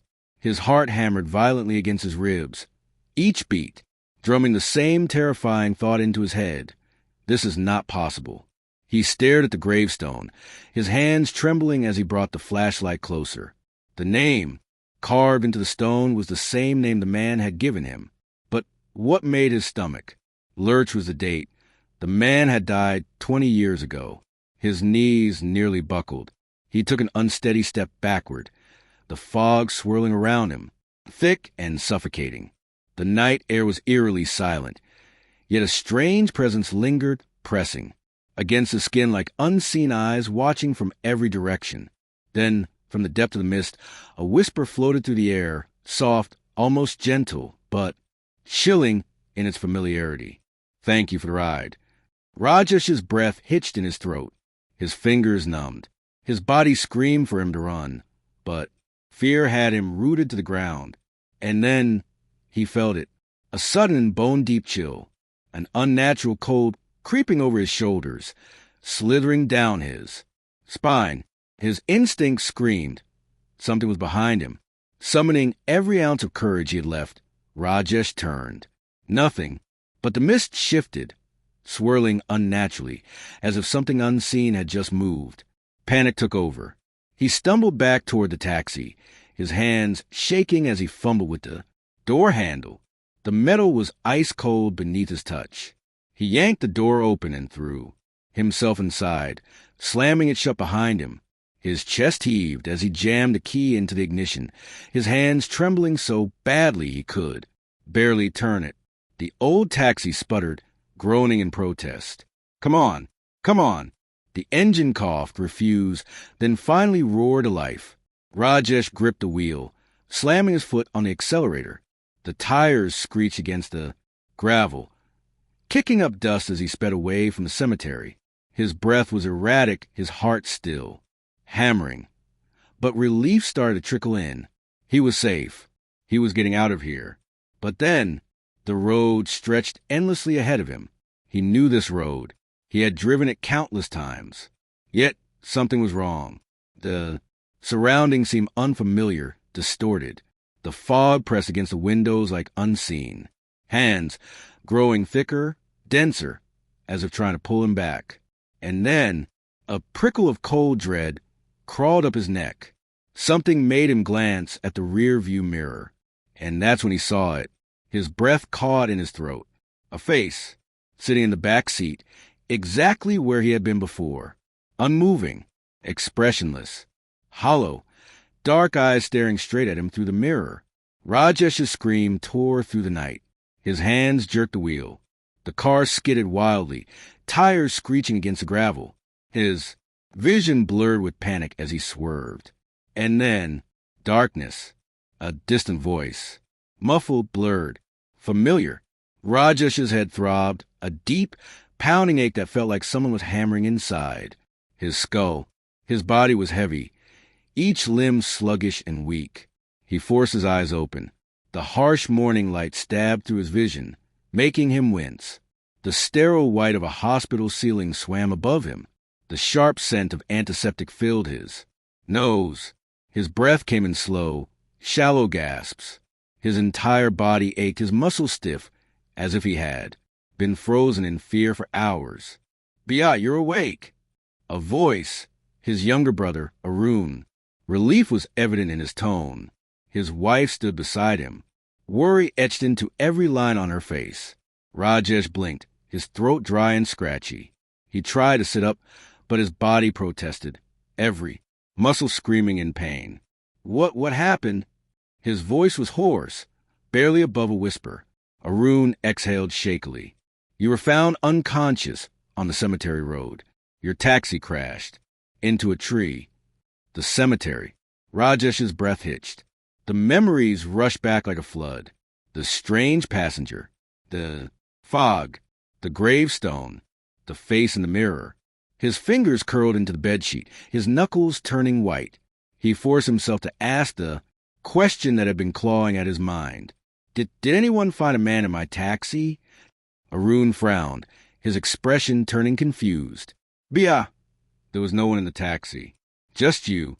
Rajesh felt the blood drain from his face. His stomach lurched. No, that wasn't possible. He had seen him. He had spoken to him. He had felt his presence. His breath grew unsteady, his chest tightening. His hands shook as he grabbed Arun's arm. Check my rearview mirror." Arun gave him a puzzled look, but nodded. "Okay, I'll ask someone to check." Minutes passed in tense silence. The room felt colder, suffocating. A strange heaviness settled in Rajesh's chest. Then the nurse entered, holding something in her hands. A shattered piece of glass. The rear-view mirror. Rajesh's breath caught. Something was carved into the surface. Deep, jagged. "See you again." A chill ran down his spine. His fingers went numb. And then, for just a second, he saw the reflection. The hollow, dark eyes staring back at him, unblinking, waiting. And then the reflection smiled.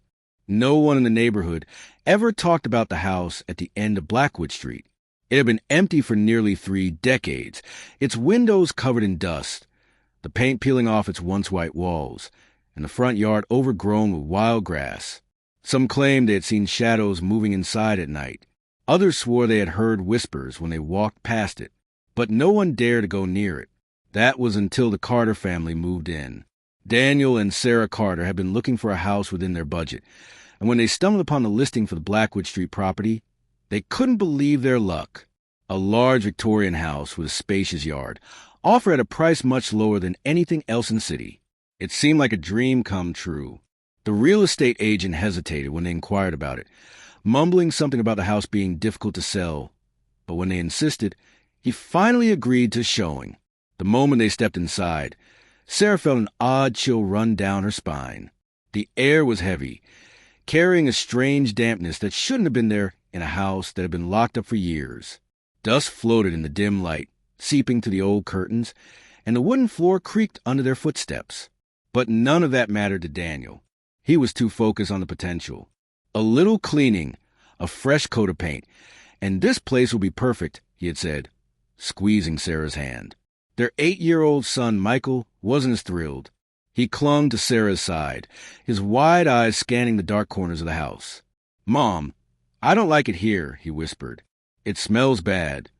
Sarah knelt beside him, brushing his dark curls away from his forehead. "It's just an old house, sweetheart. Once we clean it up, it will feel like home." Michael didn't argue, but he kept glancing over his shoulder as if expecting something or someone to appear. They moved in the following week. The first few days were spent dusting, scrubbing, and unpacking. Daniel worked late shifts at his new job, leaving Sarah alone with Michael most evenings.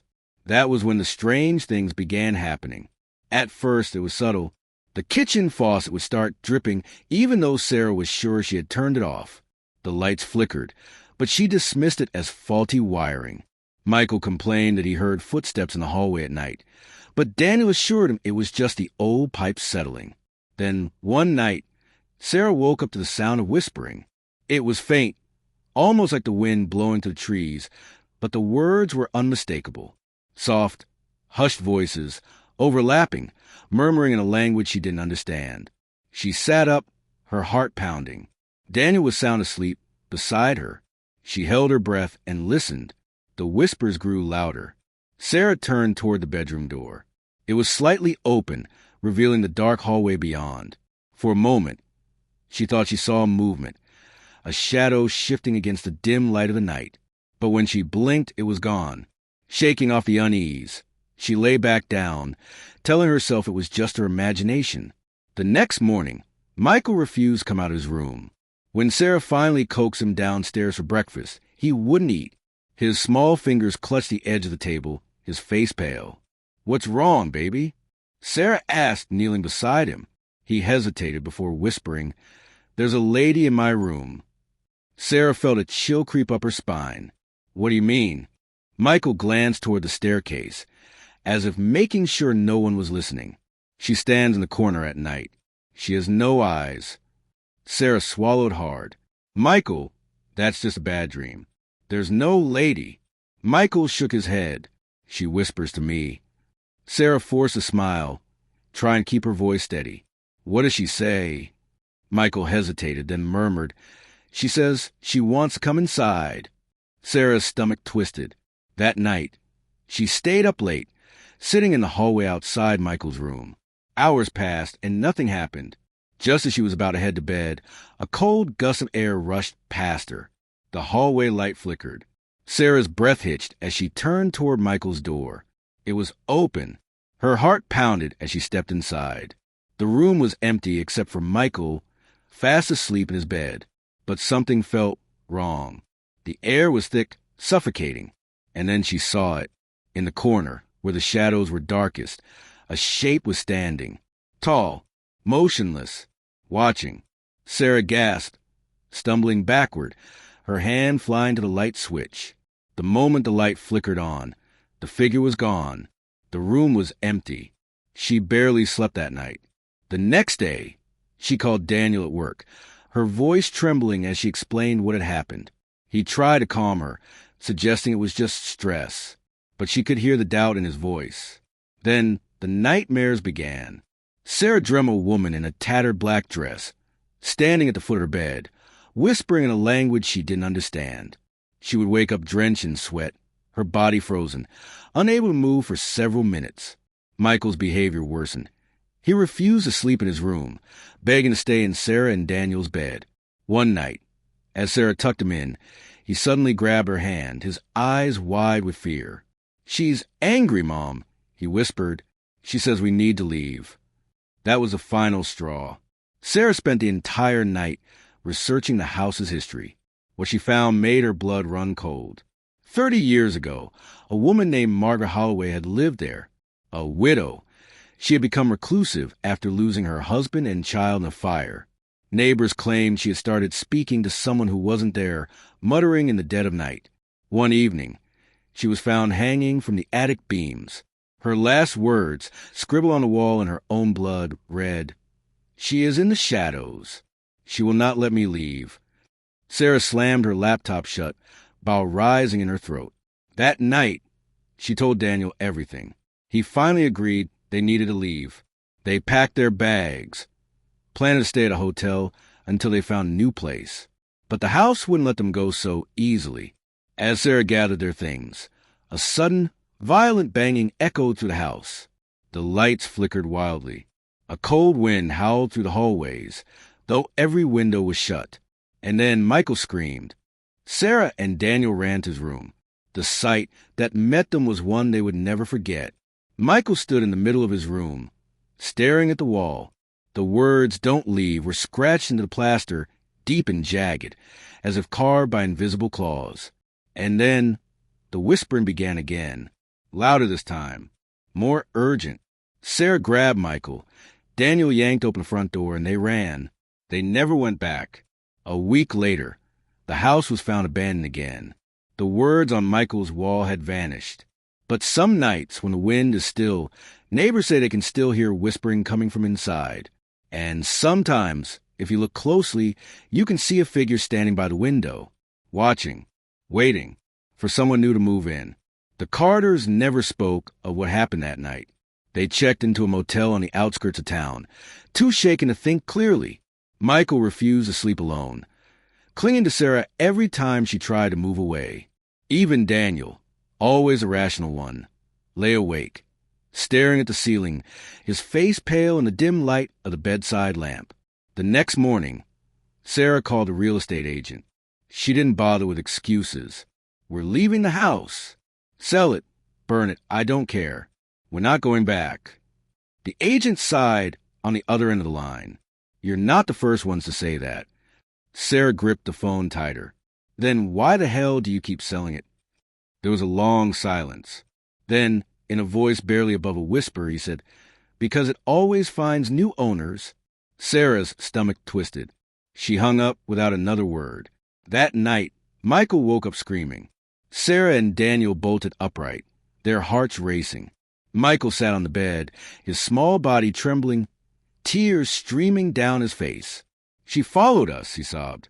"She's outside." Daniel rushed to the window. At first, there was nothing, just the empty parking lot, lit by a flickering street lamp.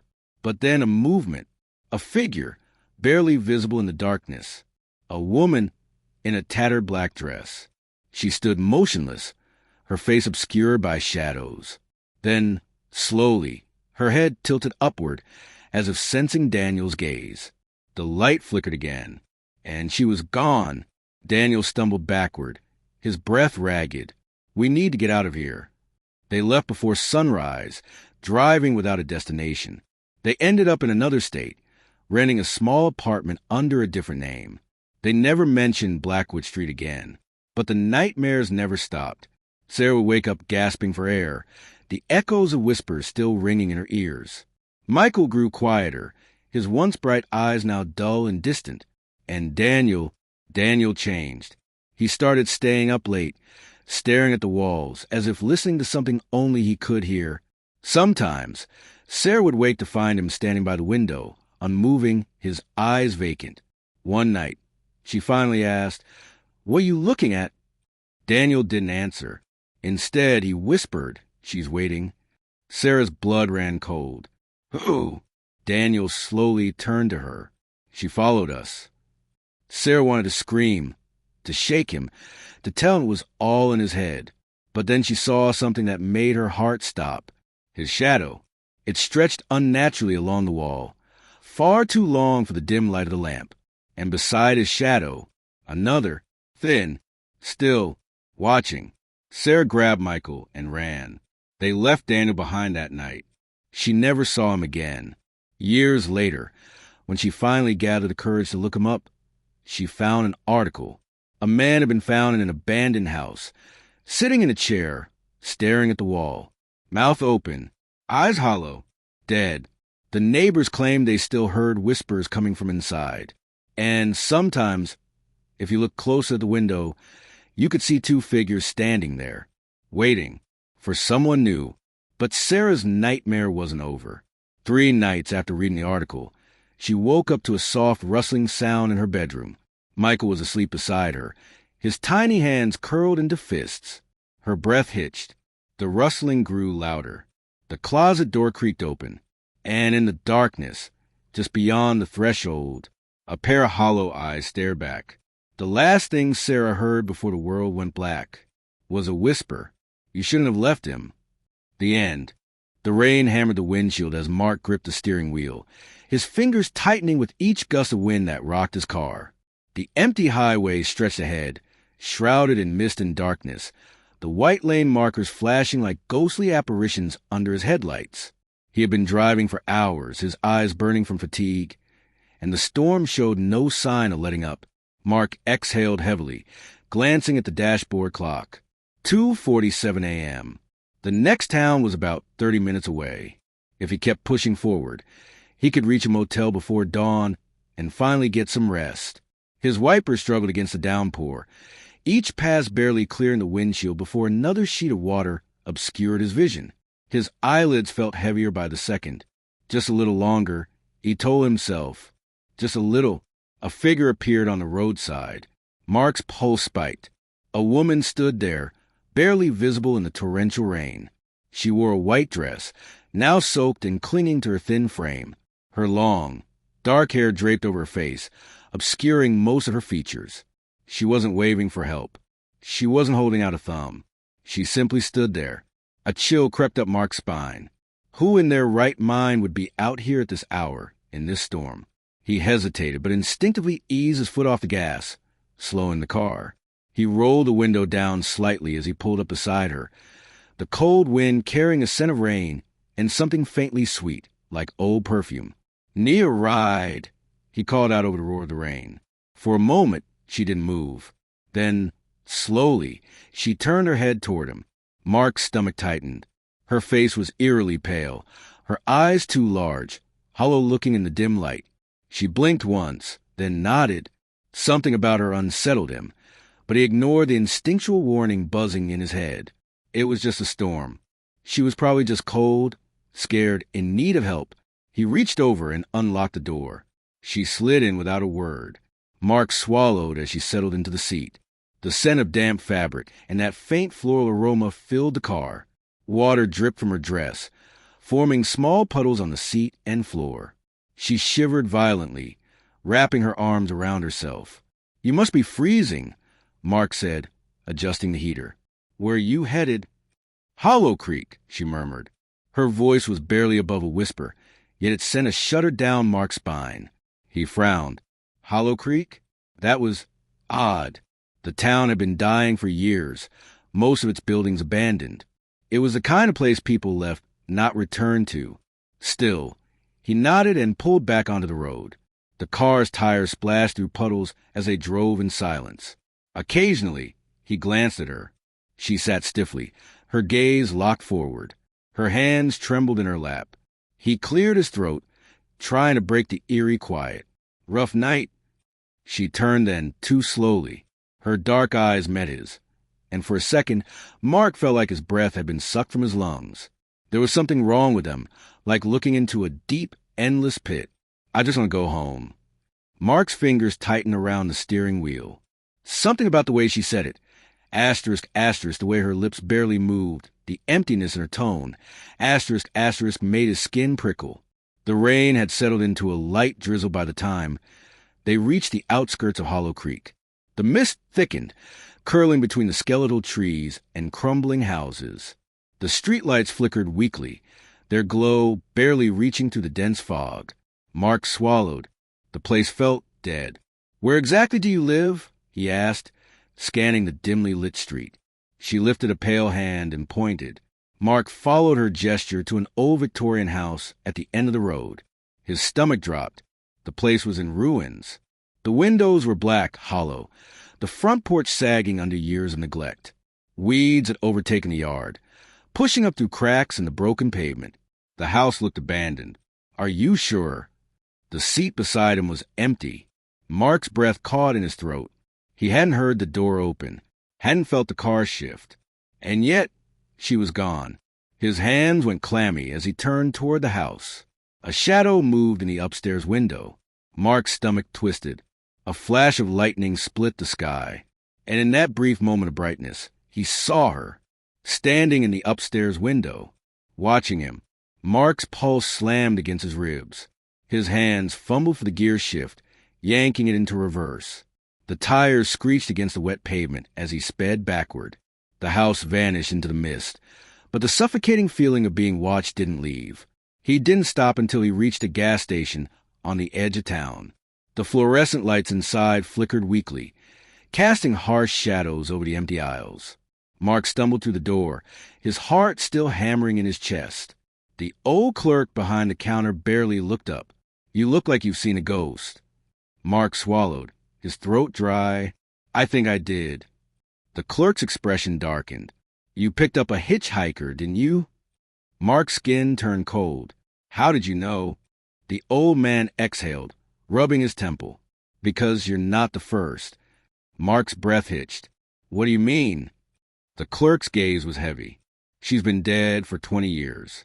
Drowned on her way home from prom. They found her car at the bottom of Hollow Creek Lake. But people still see her, always looking for a ride, always trying to get home." A shiver crawled up Mark's spine. Slowly, he turned toward his car, dreading what he might find. The passenger seat was empty. The door was closed. But there, on the outside of the passenger window, a single wet handprint. A whisper drifted through the air, so faint he could almost convince himself he imagined it. "I'll always find my way back." Mark barely breathed as his foot pressed the accelerator harder. The car roared forward, tearing through the silent night. The road stretched endlessly before him, the highway lights flickering, casting long shadows that seemed to twist and stretch unnaturally. Beside him, she sat eerily still. Her dress, once soaked through with rainwater, was now pristine, as if time had reversed itself. Her hands rested lightly in her lap, delicate and unmoving. She didn't fidget. She didn't blink. She simply stared straight ahead, her hollow eyes reflecting the distant glow of the headlights. Mark swallowed hard, his grip tightening on the wheel. He had seen her vanish once before, had felt the weight of her absence in the seat beside him. But now she was here again, and this time he was determined. "Hollow Creek?" he asked, his voice barely above a whisper. She nodded, the movement slow, almost mechanical. Mark exhaled and made his choice. Not tonight. He yanked the wheel slightly, keeping the car straight, flying past the exit to Hollow Creek. The moment they passed it, a shift occurred, like something unseen had suddenly become aware of what he was doing. The temperature inside the car plummeted. A thick, suffocating cold filled the air, seeping into his bones. The windshield fogged over in an instant, his breath visible in the icy interior. The radio crackled violently, static screaming to the speakers, distorting into an unnatural, garbled whisper. "Turn back." Mark flinched. The voice wasn't his. It wasn't hers. It came from everywhere and nowhere at once. The girl in the passenger seat stiffened, her hands curling slightly into fists. Her breath hitched, a barely audible gasp slipping from her lips. The pressure around them thickened, the air growing heavier, like the weight of unseen hands pressing against the car, dragging it down. The headlights dimmed, flickering like a dying candle. Mark clenched his jaw and pressed the gas harder. The road ahead stretched endlessly, impossibly long. His stomach twisted. Was he even making progress? It felt like he was driving in place, like Hollow Creek was trying to keep them from leaving. Then, a whisper. "You can't save me." Mark turned his head slightly. She was fading. Her form grew translucent, a shifting mist of half-existence. Her fingers trembled, reaching for something unseen. "No," he said firmly, heart pounding. "You don't have to go back."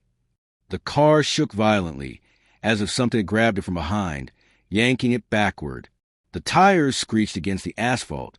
The headlights flickered once, twice, then cut out completely. Darkness. Total.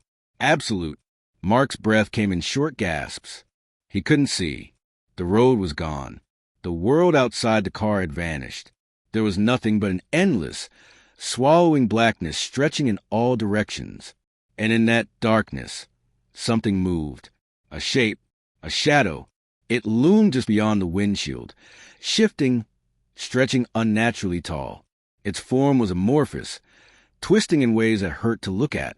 Its fingers, long, impossibly thin, dragged across the hood of the car, leaving behind deep, jagged scratches. Mark's pulse pounded in his ears. The radio crackled again, a broken, guttural voice rising through the static. "She belongs here." The girl shuddered. Her form flickered, fighting against whatever force was pulling her back. Her lips parted, and for the first time, her voice was more than a whisper. "Drive," she pleaded. Mark didn't hesitate. He slammed his foot against the gas pedal. The engine screamed. The tires skidded. The car lurched forward, tearing through the darkness. The shadow behind them howled. A sound that wasn't human. That wasn't meant for human ears. The headlights burst back to life. Suddenly, there was road again. Trees. Sky. The world had returned. The highway stretched before them, leading into the next town. The unnatural cold faded, replaced by the soft, humid air of an ordinary summer night. Mark swallowed hard, glancing to his right. The passenger seat was empty. No water, no scent, no trace that anyone had ever been there. But then, something caught his eye in the side mirror. His breath hitched. The handprint, still on the window, but this time it was on the outside. His fingers tightened around the wheel. The road stretched ahead, nothing but distant headlights and the occasional flicker of neon from gas stations in the distance. Then, barely audible over the hum of the engine, a whisper, so soft it could have been the wind. "I'll always find my way back." Mark didn't stop driving until he reached the next state line. And even then, he didn't look in the mirror again. Ethan Carter had heard the rumors before booking his stay at the Blackwood Inn. Whispers of a cursed room, guests waking up screaming, shadows moving where they shouldn't. But he had never been one to believe in ghost stories. Superstitions were just that, stories people told to scare themselves. Still, as he pulled his suitcase to the grand entrance of the old hotel, an uneasy feeling settled in his chest. The Blackwood Inn stood on the outskirts of town, its once elegant Victorian architecture now weathered by time. The ornate chandeliers still glowed dimly, their golden light unable to chase away the heavy shadows lurking in the corners. The air smelled of aged wood, polished floors, and something faintly floral, lavender, perhaps, though it carried a musty undertone. The receptionist, an older woman with graying hair pulled into a tight bun, barely looked up as he approached the front desk. Her wrinkled hands moved slowly over the guest book, and when she finally met his gaze, something flickered behind her tired eyes. "Checking in?" she asked in a low voice. "Yes, Carter. Ethan Carter. I have a reservation for 2 nights." The woman's eyes darted to the register, then back to him. She hesitated for a moment before reaching for a brass key hanging from a row of hooks behind her. Ethan noted that most of the keys were gone, likely indicating a full house, but the one she took down was near the end, room 306. A frown creased her face. "Are you sure you want this room?" Ethan raised an eyebrow. "Why wouldn't I?" She exhaled through her nose, shaking her head slightly. "No reason. Just, if you hear anything strange, try not to pay it any mind." A cold knot tightened in Ethan's stomach. "Strange like what?" The woman pursed her lips. "The walls here are old. They creak at night." Something in the way she said it, too rehearsed, too dismissive, made his skin prickle. But he forced a chuckle and took the key. "I'll keep that in mind." The elevator creaked as it carried him up to the 3rd floor, the dim yellow lights flickering slightly. The doors groaned open, revealing a long hallway lined with dark wooden doors. A thick runner rug muffled his footsteps as he walked toward the end of the corridor, where room 306 waited. He hesitated before inserting the key. The brass numbers on the plaque were slightly tarnished, as though too many fingers had brushed against them. A shiver ran down his spine, but he shook it off and pushed the door open. Inside, the room was unremarkable.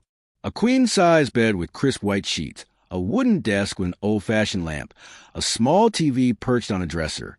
Across from the bed, an ornate mirror in an antique frame hung on the wall.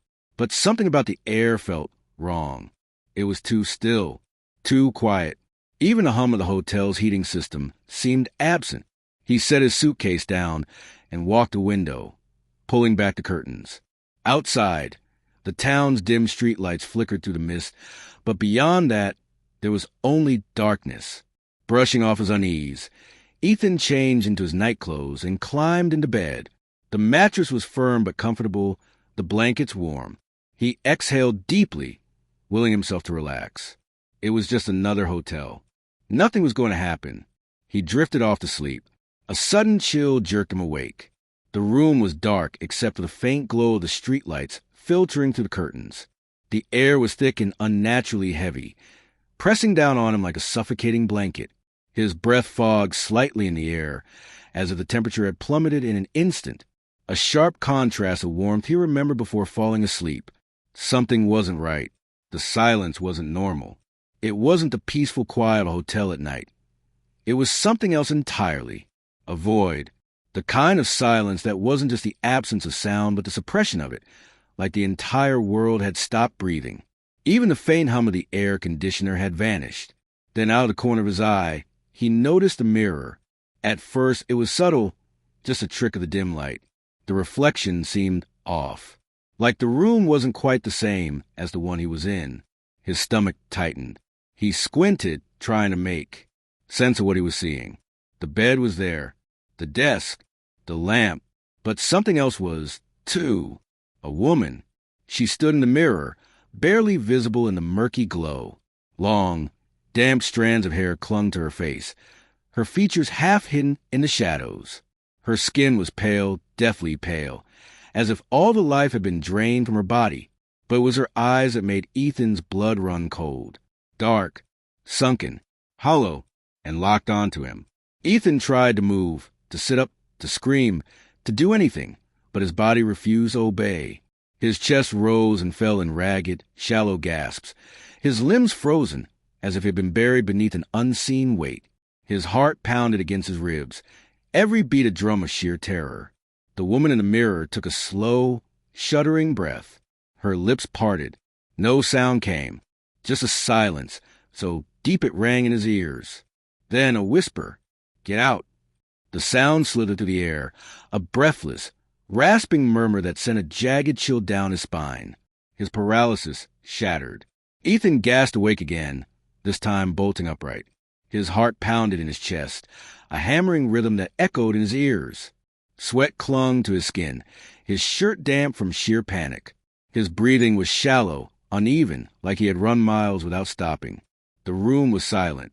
The mirror was normal. No woman. No dark, sunken eyes. No whispering voice. But then his breath caught. His stomach lurched. There, on the cold glass, was a single handprint. On the inside. His mind raced. His pulse thundered. Every nerve in his body screamed at him to run. But he didn't. He couldn't. His rational mind clawed for answers. Had he been dreaming? Sleep paralysis? No. This was real. Too real. Slowly, hesitantly, he swung his legs over bed, his bare feet meeting the icy floor. The chill seeped into his skin, crawling up his spine like a phantom touch. His reflection stared back at him, his own face pale and drawn, his eyes wide with fear. But the handprint, it was distinct, small, almost delicate, yet smeared, as if someone had pressed their fingers against the surface in desperation before slipping away. Ethan's breath came in shallow, uneven gulps. His pulse roared in his ears. He took a hesitant step forward, then another. His fingers hovered just above the mark. The air was colder here, a bone-deep chill that made his skin prickle with unease. The temperature wasn't just lower, it felt unnatural, the kind of cold that didn't come from a draft or an open window. Then, as he watched, the handprint began to fade, not like condensation drying up, but as if something or someone was wiping it away. From the other side, Ethan stumbled back, his breath hitching in his throat, his stomach twisted into knots. His mouth was dry, his tongue heavy like sandpaper. This wasn't his mind playing tricks. This wasn't some illusion. This was real. He turned sharply, his eyes scanning the room, his senses on high alert. The air felt heavier now, suffocating, thick with something unseen. Every shadow seemed deeper, darker. The dim glow of the streetlights outside barely cut through the oppressive blackness pressing against the windows. His suitcase sat untouched by the door. The window was still closed. A gust of wind rattled the walls. Except the windows were shut. There was no draft. His pulse quickened. Something was here, watching, waiting. He swallowed hard, forcing a nervous laugh. It's just my mind playing tricks. The lamp flickered. Then the whisper returned. Only this time, it was right behind him. Get out. The voice was closer. Too close. So close he could feel the ice-cold breath on the back of his neck. A rush of freezing air swept through the room, and the lights died, plunging everything into complete darkness. Ethan didn't hesitate this time. He lunged for his suitcase, yanking it off the floor, his fingers fumbling with the lock. His breath came in rapid, uneven gasps. The whispering turned into a low, distorted hum, growing louder. Something moved in the darkness. A shadow, flickering, shifting, crawling along the walls, stretching toward him. The door. He needed to get to the door. His trembling hands grasped the key. He twisted the knob. It wouldn't budge. It was locked from the inside. His breath came in sharp, panic bursts. He banged on the door, his voice raw and desperate. Help! Let me out! No answer. No footsteps. Just silence. Then the whisper returned, right against his ear. You should have listened. His blood ran cold. Something moved behind him. A presence. A shape in the dark. He could feel it. Tall, looming, hungry.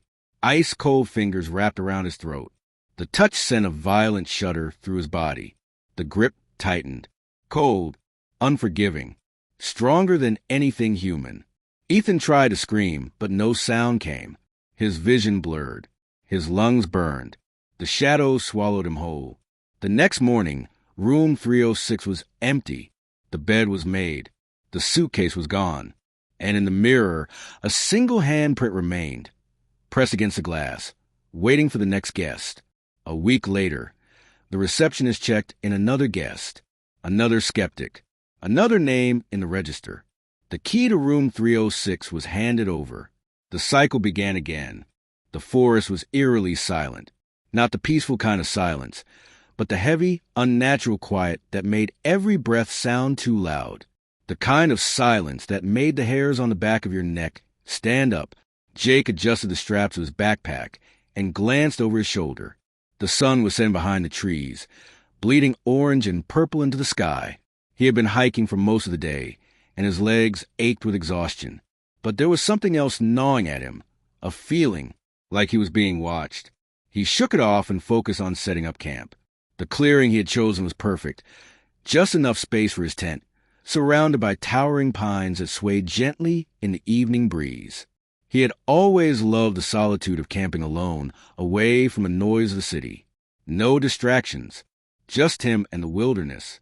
But as he unrolled his sleeping bag, that feeling returned. Stronger. Jake slowly turned, scanning the tree line. The woods were dense, shadows stretching long and jagged across the forest floor. The wind rustled through the leaves, but there was no movement beyond that. Still, he couldn't shake the unease creeping into his chest. He forced a chuckle. Relax, man. It's just your imagination. But even as he said it, the feeling lingered. The fire crackled, sending flickering light across the clearing. Jake sat cross-legged near the flames, his knife resting beside him. He wasn't scared, just cautious. He sipped from his water bottle and let his mind drift. The night was quiet, the kind of quiet he should have found calming. But instead it set his nerves on edge. Then he heard it, a snap, a branch breaking somewhere in the trees. Jake froze, his grip tightening around the handle of his knife. He held his breath, ears straining against the silence. Nothing, probably just an animal. He exhaled slowly and forced himself to relax. But just as he reached for another drink, his eyes caught something, a shape just beyond the firelight, a shadow standing between the trees, watching him. Jake's pulse slammed against his ribs. The figure was tall, unmoving, blending into the darkness. It didn't shift, didn't flinch, just stood there. His mouth went dry. "Hello?" His voice sounded weak, uncertain. No response. The wind picked up, rustling the leaves, but the figure remained. Then it moved, not like a person walking, but like a distortion, a ripple in the dark. One moment, it was there. The next, it wasn't. Jake's stomach twisted. What the hell was that? He grabbed his flashlight and shone it into the trees. The beam cut through the dark, illuminating rough bark and tangled undergrowth. But there was no sign of anything or anyone. After a long moment, he lowered the light. It was probably just exhaustion playing tricks on his mind. The shadows could be deceiving, especially when he was alone out here. That had to be it. With a deep breath, he crawled into his tent, zipping it up tight. But sleep didn't come easily, because even though the fire outside crackled and the wind rustled through the trees, he could still feel it. That presence, watching, waiting. Jake woke to the soft glow of morning filtering through his tent. The air was cool and damp, carrying the earthy scent of pine and soil. His body ached from the stiffness of sleeping on the hard ground, and his muscles protested as he stretched his arms above his head. He let out a slow breath and rubbed his face.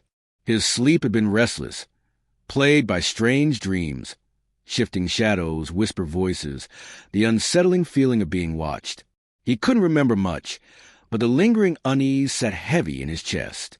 Pushing aside the lingering grogginess, he unzipped the tent and stepped outside. The forest was bathed in the golden hues of early morning, the treetops swaying gently in the breeze. Sunlight filtered through the branches, casting dappled patterns onto the ground. The sounds of chirping birds and rustling leaves filled the air, the rhythmic pulse of the wild. For a moment, he almost laughed at himself. The fear from last night seemed ridiculous now. He had let the darkness and exhaustion get to his head. Shadows played tricks, nothing more. His mind had conjured up shapes that weren't there, fueled by the eerie silence of the wilderness. Still, that feeling, even now, with daylight illuminating every inch of the forest, a small, nagging sense of discomfort remained at the back of his mind, like something unseen had followed him into the morning. Shaking off the thought, he moved to prepare for the day. He boiled some water for instant coffee, the familiar bitterness helping to ground him. His hands were steady now, his breathing even. He told himself he just needed to keep busy, to distract himself from the nonsense running circles in his mind. After finishing his makeshift breakfast, he packed up a small bag with essentials, a knife, a map, a flashlight, and some snacks. He figured a short hike would do him good, help clear his head. The trail wound through towering pines and thick undergrowth, the scent of damp moss and fresh earth filling his lungs. With each step, he let the tension ease from his shoulders. The deeper he went into the woods, the more he began to enjoy the solitude again. He followed the trail for about an hour, admiring the untouched beauty of nature. Everything was so still, so perfect. The way the sunlight broke through the canopy, the distant hum of insects. It was exactly why he loved being out here. Then, somewhere in the distance, a branch snapped. Jake stopped. His heartbeat thudded against his ribs as he turned, scanning the dense forest behind him. Silence. Nothing moved. Probably just an animal, he told himself. A deer, maybe. Still, the feeling returned. That same feeling. The same one he had last night. The sensation of eyes on his back. His throat tightened. He swallowed hard and forced his feet to keep moving. By the time he returned to his campsite, the sun was already dipping behind the trees, the golden light fading into deep orange and purple hues. The air had cooled significantly, the first hints of evening settling in. Jake exhaled, relieved to be back. The familiar sight of his tent and fire pit made him feel grounded again. Safe. But then, something was wrong. His tent was open. Not just slightly unzipped, but wide open. The entrance flapped gently in the evening breeze, the fabric swaying as if something or someone had been inside. Jake's stomach dropped. Had he forgotten to close it? No. He was sure he had zipped it shut before leaving. A sharp chill ran down his spine. His eyes scanned the clearing. Every muscle in his body tensed. The forest around him remained still. The wind whispered through the leaves, but there was no sign of movement, no sign of anyone. Taking slow, deliberate steps, he approached the tent. His fingers tightened around the knife on his belt. He hesitated for a moment before crouching down and peering inside. Everything was exactly as he had left it. His sleeping bag was still neatly rolled. His backpack leaned against the side of the tent, untouched. His supplies were in place. Nothing had been taken. Nothing had been disturbed. But something still felt off. The air inside the tent felt wrong, charged, almost like an unseen presence still lingered, like the space had been occupied by something that had just left. Jake swallowed hard and slowly backed out of the tent, standing upright. He scanned the ground for footprints, searching for any sign that someone had been there. Nothing. No footprints. No broken twigs. No disturbed dirt. It didn't make sense. His breathing grew shallow as the unease tightened in his chest. If no one had been here, why did it feel like they had? He spun around suddenly, scanning the tree line. The forest had darkened with the fading light, the shadows stretching long and jagged across the ground. The trees stood tall and unmoving, their silhouettes stark against the deepening sky. And yet, for a split second, he thought he saw movement, a shape, tall, thin, standing just beyond the trees. His breath hitched. He blinked, and it was gone. Just the trees, just the shadows. A shiver crawled down his spine. Had he imagined it? He let out a shaky breath and rubbed his face. No, it was nothing, just the dimming light playing tricks on his eyes. He was letting his nerves get the better of him again. With an unsteady exhale, he walked over to his tent and zipped it shut tight this time, double-checking that it was secure. Then, trying to shake off the feeling, he gathered some firewood and set up his campfire. The flames flickered to life, casting a warm glow across the clearing. But even as he sat by the fire, staring into crackling embers, he couldn't ignore the sensation crawling up his spine. The woods felt different now. Darker, closer. The wind had died down, and the sounds of forest seemed more distant. The usual rustling of leaves and chirping of crickets had faded, leaving behind a silence that felt heavy. Too heavy. Jake clenched his jaw and stared into the trees. He wouldn't let this get to him.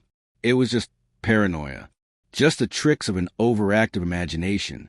But deep down, in the part of his brain that he tried to ignore, he knew something wasn't right. Something was out there, and it was watching him. The fire crackled, sending sparks into the night sky. Jake sat with his knife in hand, his flashlight resting beside him. The feeling was back, stronger than before. The kind of feeling that made his muscles tense and his heartbeat quicken. Then it happened again. A sound, a whisper of movement in the trees. His grip tightened around the knife. Not an animal, not the wind, something else. He turned his flashlight toward the woods. The beam cut through the dark. For a second, there was nothing but trees and shadows. Then, there, a figure, closer than before. Tall, motionless, watching. Jake's breath hitched. He stood slowly, muscles tensed. His instinct screamed at him to run, but he didn't. Instead, he called out, his voice low but firm. "Who's there?" Silence. Then movement. It was coming closer. Jake's heart pounded. He grabbed his flashlight, shining it directly at the figure. And for the first time, he saw it. A tall, gaunt figure, its limbs impossibly thin.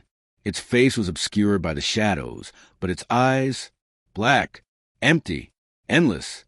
A sharp, suffocating cold filled the air. Then it spoke. "Leave." The words slithered through the dark, a voice that sounded hollow, distant, ancient. Jake stumbled back, his flashlight shaking. His mind screamed at him to move, but his body refused to obey. Then the fire went out. The darkness swallowed him whole. Jake ran, branches toward his arms. Roots threatened to trip him, but he didn't stop. He didn't dare look back. The whispering was everywhere now, surrounding him, closing in. "Leave." He reached the trail, his breath ragged, his legs burning. The trees loomed over him, twisting shadows in the moonlight. Then he saw it, standing at the edge of the woods, closer than ever. It tilted its head, those empty black eyes locking onto his. And then it smiled. Jake didn't wait to see what would happen next. He bolted, didn't stop, didn't look back. He reached his car, fumbling with the keys. His hands trembled, his breath coming in sharp gasps. The engine roared to life. He peeled out of there, gravel kicking up behind him. The last thing he saw in his rear-view mirror, the figure, standing at the tree line, watching, waiting, and as he sped down the road, one final whisper followed him. "See you soon." Emily Foster was alone in her apartment when the phone rang. It was late. Too late for anyone to be calling. She frowned, glancing at the clock. 11:47 p.m. Her phone vibrated against the coffee table, the screen lighting up with an unknown number. She hesitated. It could be a scam call, a wrong number, or something equally unimportant. But something about it felt off. The number looked familiar, almost like... She swallowed hard, her heart picking up pace. It looked like his number. No, that was impossible. She had deleted it months ago, because her brother was dead. Her fingers trembled as she reached the phone. The ringing seemed louder now, insistent, urgent. Finally, she answered. "Hello?" For a moment, there was only static, a faint crackling noise. Then, a voice, soft, distorted, but unmistakable. "Emily?" Her stomach dropped. She knew that voice. She knew it better than her own. "Matt!" Silence. Her breath hitched. It couldn't be him. Matt had died 6 months ago in a car accident. She had identified his body herself. The funeral, the grief, the unbearable emptiness of losing her only brother. She had lived through it all. But now his voice was here, on the other end of the line. "Emily, listen to me." Matt's voice came again, shaky and urgent. "You have to leave. Now." Her skin prickled. "What?" She started, but the static flared, drowning out her words. His voice came through again, broken and desperate. "Emily, he's coming. Don't let him in." The call cut off. Silence. The line went dead. Emily stared at her phone, her pulse hammering in her ears. What the hell had just happened? She tried to call the number back. Disconnected. A cold shiver ran down her spine. Had she imagined it? Had the grief finally cracked something inside her? Her thoughts were racing, trying to make sense of what she had just heard. Then, a knock at the door. A single, deliberate knock. Emily froze.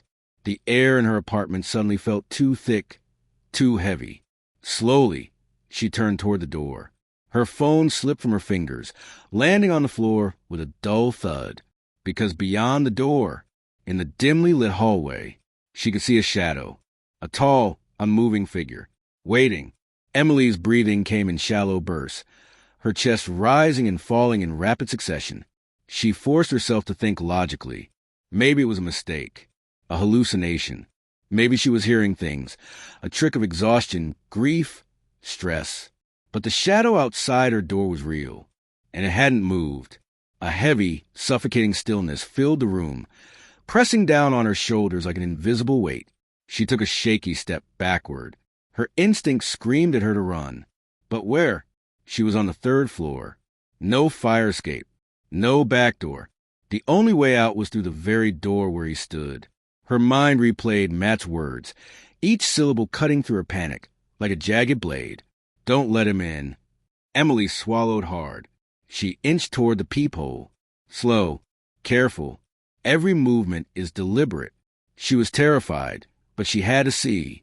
The wood felt ice cold against her skin as she pressed her forehead against the door. With a trembling breath, she looked through the tiny glass lens. And there he was, a man, tall, dressed in dark clothing, standing completely still. The hallway light flickered, bathing him in sporadic flashes of dim, yellowish glow. Her fingers dug into the doorframe. His posture was unnatural, too rigid, too deliberate, like he wasn't just standing there, but waiting. Emily's stomach churned. His face was hidden beneath the shadows. She couldn't make out his features, but something told her she didn't want it. He wasn't shifting his weight.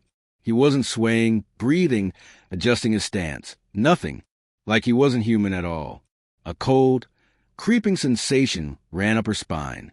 Emily took a step back, her fingers hovering over her phone on the floor, her mind racing. She had to call someone. The police, a neighbor, anyone.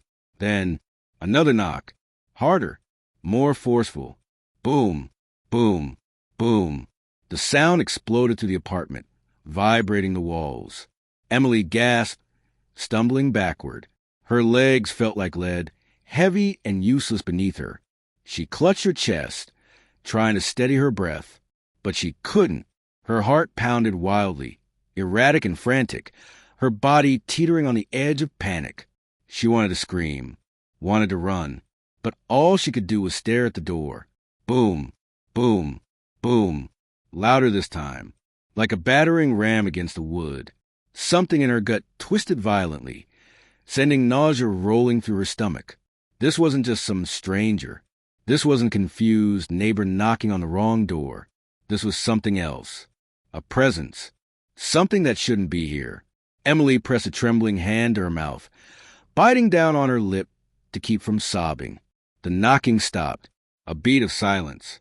Then a voice. Low, raspy. Not Matt's. Emily. She sucked in a sharp breath, her blood turning to ice. He knew her name. The voice was wrong. Distorted, like a recording played at the wrong speed. Slow, dragging, inhuman. Like something tried to sound human. Tears burned her eyes. She clapped a hand over her mouth, willing herself to stay silent. Maybe if she didn't move, didn't breathe, he would leave. Maybe he would think she wasn't home. Let me in. Her stomach twisted. No, no, no, no. It was a command, not a question. A demand. The doorknob rattled violently, twisting, jerking, wrenching back and forth with unnatural force. The lock was held. For now, Emily stumbled back, gripping her phone so tightly her knuckles turned white. She had to get out. Now. She scrambled to unlock her phone, but her fingers were slick with sweat, shaking too badly to type 911, dial 911. But before she could press the call button, the knocking stopped. Silence. Her ears rang from the absence of sound. Her heart pounded in her throat. Was he gone? She strained to hear. Nothing. Then a whisper. So close. Too close. It was coming from inside the apartment. Don't turn around. She spun anyway, and nothing was there. But the moment she did, the knocking resumed, louder, more violent, more desperate. Her body moved before her brain caught up. She bolted for her bedroom, slamming the door shut and locking it. She grabbed her phone and, with trembling hands, finally managed to dial 911. A woman's voice answered, calm and collected. 911, what's your emergency? Emily sucked in a shaky breath. Someone is trying to break into my apartment. The operator asked for her address. Emily whispered it as quietly as she could. Stay on the line with me, the operator said. Officers are on their way. Another knock. But this time, it came from inside the apartment. Emily's breath caught. Her eyes darted to the closet, the bathroom, the dark corners of her room. No, that wasn't possible. The voice from the other side of the door spoke again. Emily, open the door. Matt's voice. But it wasn't him.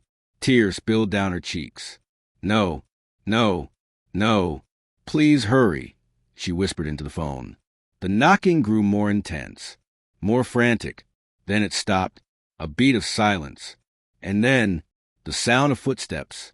Moving away, Emily held her breath, straining to hear. The apartment grew eerily silent. Minutes passed. Then the sound of sirens. Red and blue lights flashed through her window. She barely heard the officers knocking at the door. Somehow, she managed to unlock it, throwing herself into the hallway as soon as they entered. They searched the apartment. No sign of forced entry. No footprints. No one there. The call records on her phone? No trace of Matt's number. It was as if none of it had ever happened. The officers stayed with her for a while, their calm voices attempting to soothe her frayed nerves. Ma'am, I promise. Your door was locked when we arrived, one of them said, his voice steady professional. Emily nodded absently, barely hearing him. Safe. They kept saying she was safe. That it was probably stress, exhaustion, grief playing tricks on her mind. Maybe they were right. Maybe she had imagined the voice. The whispers. Maybe she had imagined the way the air in her apartment had felt charged, thick, suffocating. But deep down, she knew the truth. Something had been here, and something was still watching. As the officers prepared to leave, one of them lingered by the doorway. "Ma'am," he said, his brow furrowed, "are you absolutely sure you didn't let anyone in?" Emily's stomach turned. Her lips parted, but no sound came out. Why would he ask that? Something in his tone made her skin crawl. "Why?" she managed to whisper. The officer hesitated, then took a small step aside. And that's when she saw it. Her breath hitched. Carved into wood of her front door, deep, jagged letters that hadn't been there before. A message. "See you soon." The room seemed to tilt. The floor felt unsteady beneath her feet. Her throat closed up, her pulse hammering in her ears. She could still feel it. That presence. That wrongness. Like something was still there, lurking just out of sight, waiting. The officer said something else, but Emily didn't hear him. She couldn't move, couldn't breathe. Her vision tunneled, narrowing on the words, the sharp, uneven cuts in the wood. Someone had done this. Something had done this.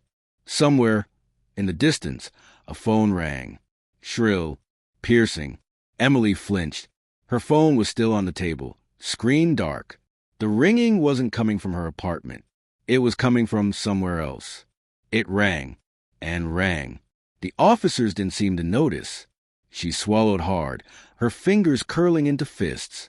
The phone kept ringing. Her mind screamed at her to answer. But this time, she didn't. The night air was crisp, carrying the scent of damp earth, rotting leaves, and something metallic, something Jason couldn't quite place. The towering silhouette of Black Hollow Asylum loomed against the moonlit sky, its jagged roof cutting into the darkness like a row of broken teeth. The structure had been abandoned for decades, yet it stood defiant against time, its presence heavy, almost suffocating. The asylum's windows were shattered, their broken edges catching the faint glow of the moon like shards of glass in an open wound. Vines twisted up the crumbling brickwork, clawing at the structure as if trying to drag it back into the earth. The building itself seemed to breathe, the cool night air whistling through its hollow corridors, creating an eerie, whispering sound that sent shivers down Jason's spine. The heavy iron gates groaned as Jason pushed them open, their rusted hinges shrieking like something alive. A chill ran down his back. He told himself it was just the cold, but deep down he knew better. Something was watching them. "This place is cursed," Jason muttered, tightening his grip on the camera. His voice sounded small against the vast emptiness that surrounded them. Emily rolled her eyes, adjusting the strap of her backpack. "Every haunted place is cursed. That's why we're here." Max, their sound technician, let out a nervous chuckle, though it lacked any real humor. His fingers fidgeted with the EVP recorder in his hands, knuckles white. "Yeah, but most haunted places don't have a documented history of 37 patient deaths, a missing doctor, and an entire wing that burned down mysteriously." Jason exhaled, his breath visible in the cold night air. "Look, we've been to a lot of places. This is no different. We go in, we set up, and we record. If we get something, great. If not, we move on." Silence. The others didn't answer, because they felt it too. This place wasn't just haunted. It was alive. Jason glanced at the main entrance, its massive double doors still intact despite years of neglect. Faded words were etched into the wood above them. Below the inscription, something else had been scratched into the wood.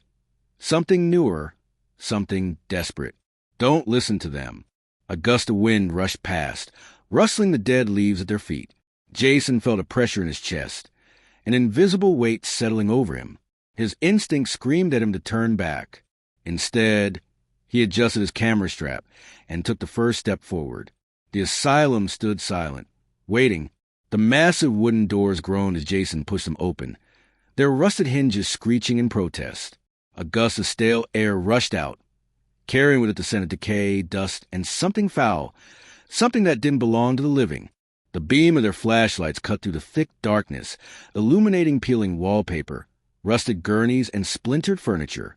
The walls were covered in faded medical posters, their edges curled with age, their once bright images of human anatomy now smeared with grime. Yellowed patient files lay scattered across the floor, some half open, filled with scribbled notes in handwriting that had long since faded. Jason stepped forward cautiously, his boots crunching on broken glass and brittle paper. The heavy silence of the asylum pressed down on them like a suffocating blanket.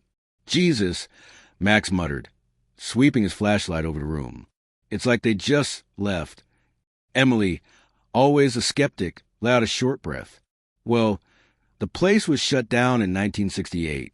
If you had a reputation for mistreating patients and a mysterious fire, you'd leave in a hurry too." Max swallowed hard. "Still, it's like the air is watching us." Jason ignored him and focused on the admission desk, a once grand structure now covered in dust and deep scratches. He brushed away a thick layer of dirt, revealing an old brass nameplate, Dr. Bernard Holloway, chief psychiatrist. The name seemed familiar, though he couldn't place why. Something rustled in the darkness. Jason stiffened. The sound had come from the long hallway ahead, where the patient rooms were. The others heard it too. Emily met his gaze, her flashlight trembling slightly. That wasn't the wind. Jason's grip tightened around the camera. "Let's set up." Max knelt near the admission desk, carefully setting up the EVP recorder, a small digital device used to capture electronic voice phenomena. He adjusted the microphone, his fingers shaky. "All right, we're live." Emily moved further into the room, pulling motion sensors from her backpack. She placed one at the entrance of the main hallway, another near the collapsed staircase, and one just outside what appeared to be the old operating room. Jason turned on the night vision camera, adjusting the angle to capture the hallway in full view. His voice was steady, professional, but beneath it was a tension none of them could ignore. "All right, let's get started. This is Black Hollow Asylum, abandoned since 1968. Reports of voices, shadows, and unexplained movements. If anyone is here with us, we mean no harm. Silence, the kind that pressed into your ears." Then, a faint shuffle. Jason's head snapped toward the hallway. "Did you hear that?" Emily nodded slowly, her brows furrowing. "Yeah, but we're alone." Max's fingers flew over the thermal camera screen. No heat signatures. Jason exhaled, but his gut told him something wasn't right. The air was heavy now, thick with something invisible, something that felt like it was watching. And then, the EVP recorder crackled. A voice, faint, distant, a single word, drawn out in a whisper. "Stay." The asylum had spoken. An hour passed. The team moved deeper inside, their nerves growing taut. Max played back the first EVP recording. The static crackled. Then, a whisper, a voice that hadn't been there before. "Help me." Max's blood ran cold. He rewound the audio, amplifying the sound. The whisper was clearer now. "Please, help me." Emily shuddered. That's a voice. A real voice. Jason, ever the skeptic, crossed his arms. Could be radio interference. Max shook his head. "No way. This is direct. Something is here." Emily turned to the darkness, stretching beyond their flashlights. "Then let's find them."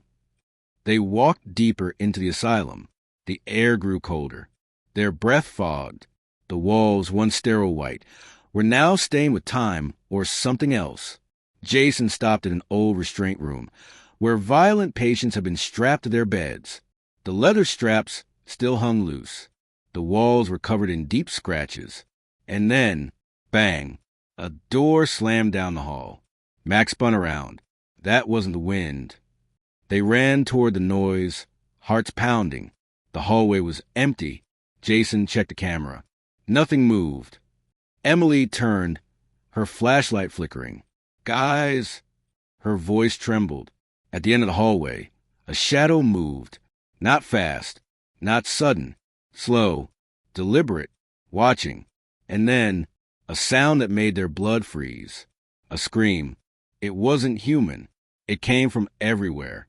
Jason's flashlight died. Emily gasped as the air turned ice cold. Max dropped the recorder. The asylum was awake. "Run!" Jason shouted. Their footsteps pounded against the decayed floor, echoing through the empty halls. The darkness behind them felt alive, creeping closer with every frantic step. The hallway stretched endlessly, twisting, shifting. The flickering emergency lights above them seemed dimmer now, as if being swallowed by something unseen. Doors lined both sides of the corridor, some hanging ajar, others shut tight. They should have led to patient rooms. Instead, they led to nothing. Behind one door, a pitch-black void, as if the room had never existed. Behind another, an identical copy of the same hallway they were running through. Behind a third, a reflection of themselves, but the figures inside didn't move. Emily grabbed Jason's arm, her nails digging into his skin. "This isn't right. The layout, it's changing." Jason swallowed, forcing his mind to stay focused. This place was warping reality. Max gasped, struggling to keep up. He fumbled with his camera and EVP recorder, his hands shaking. No signal. No readings. We're trapped. Jason's pulse thundered in his ears. He forced his legs to move faster, his only thought, "Get out." Then they stopped. The hallway ended abruptly, forcing them to a halt. A single door loomed in front of them. Jason's breath caught in his throat. Ward C, the wing that had burned to the ground in 1968. But here it was, intact. The charred remnants of its past were still present. Blackened walls, the lingering scent of smoke and ash, the faint outline of scorch marks on the ceiling. Max's voice was barely a whisper. This place shouldn't exist. Jason lifted a trembling hand and pressed it against the old wooden door. It was warm. His heart pounded. Then footsteps. Heavy, slow, coming closer.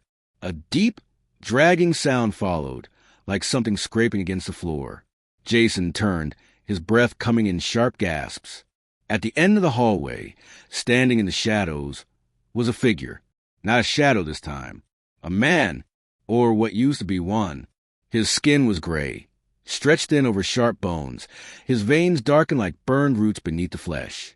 His hospital gown was scorched, blackened by fire. The fabric melted into his skin in places. But his eyes, they burned, twin embers, glowing with an unnatural orange light, flickering like a dying flame. Emily stumbled back, clutching Jason's sleeve. "Oh my God!" Max whimpered. "What is that?" The figure took a step forward, then another, and then a voice, a hollow, crackling whisper. "You shouldn't be here." Jason staggered back, gripping Emily and Max. The walls began to tremble. The whispers rose, hundreds of them, overlapping, surrounding them. A chorus of voices, crying, begging, screaming. Jason's head pounded, his vision blurred. Emily clutched her ears, her knees buckling. "Make it stop." Max let out a choked scream, dropping his camera as the whispers swelled into an unbearable cacophony. The figure stepped closer, his feet leaving charred footprints with each step.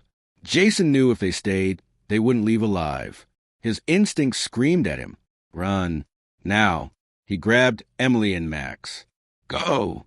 They turned and ran. The whispers followed. Doors slammed shut behind them, one by one, as if something was herding them toward an unknown fate. The walls bent and twisted, the hallway shrinking, pulsing, as if the asylum itself was coming alive. Something was chasing them, and it wasn't human. The exit was closed. The broken front doors came into view. Jason reached them first, throwing his weight against the wood. Max stumbled. Emily grabbed him, pulling him forward. The voices screamed. Jason forced the doors open. The three of them collapsed outside. And just like that, the voices stopped. The night was silent. Max's chest heaved. He clutched his recorder, his fingers white. Emily wiped her face, realizing she was crying. Jason stood up, turning back to the asylum. It loomed quietly in the moonlight, empty, as if nothing had ever happened.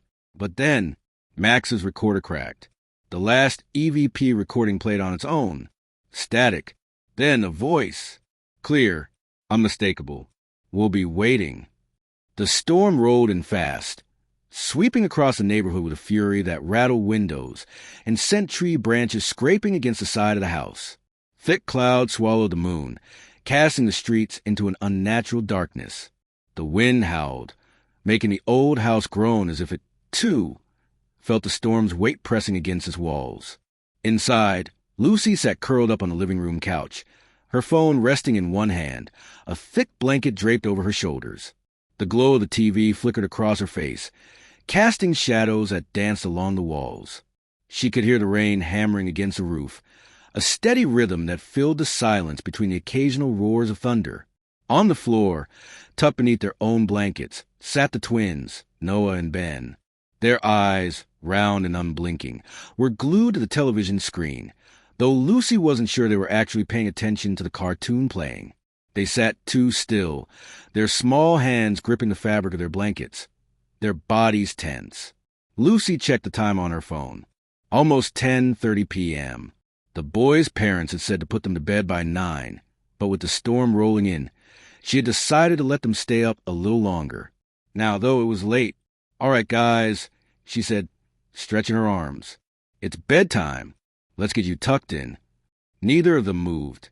Lucy raised an eyebrow. "Did you hear me?" Noah turned his head slightly, but his gaze didn't meet hers. Instead, his eyes remained locked on something beyond her, down the hallway. Ben sucked in a shaky breath and bit his lip, his small fingers gripping his blanket even tighter. We can't sleep yet," he mumbled. Lucy frowned. "Why not?" Noah's mouth opened, but no words came out at first. He seemed to be thinking, debating whether or not to say what was on his mind. Then, in a whisper so soft Lucy almost didn't hear it, he said, "Because he told us not to." Lucy blinked, confusion flickering across her face. "What? Who told you not to?" Ben slowly lifted a trembling hand and pointed toward the hallway. Her eyes followed the direction of his finger. The hallway stretched out in front of them, long and dark, the only light coming from a small night light plugged into the wall near the boys' bedroom. At the very end of the hallway stood a closet door, slightly ajar. A chill crawled up Lucy's spine. Ben's voice was barely above a whisper when he spoke. "The man in the closet." Thunder rumbled outside.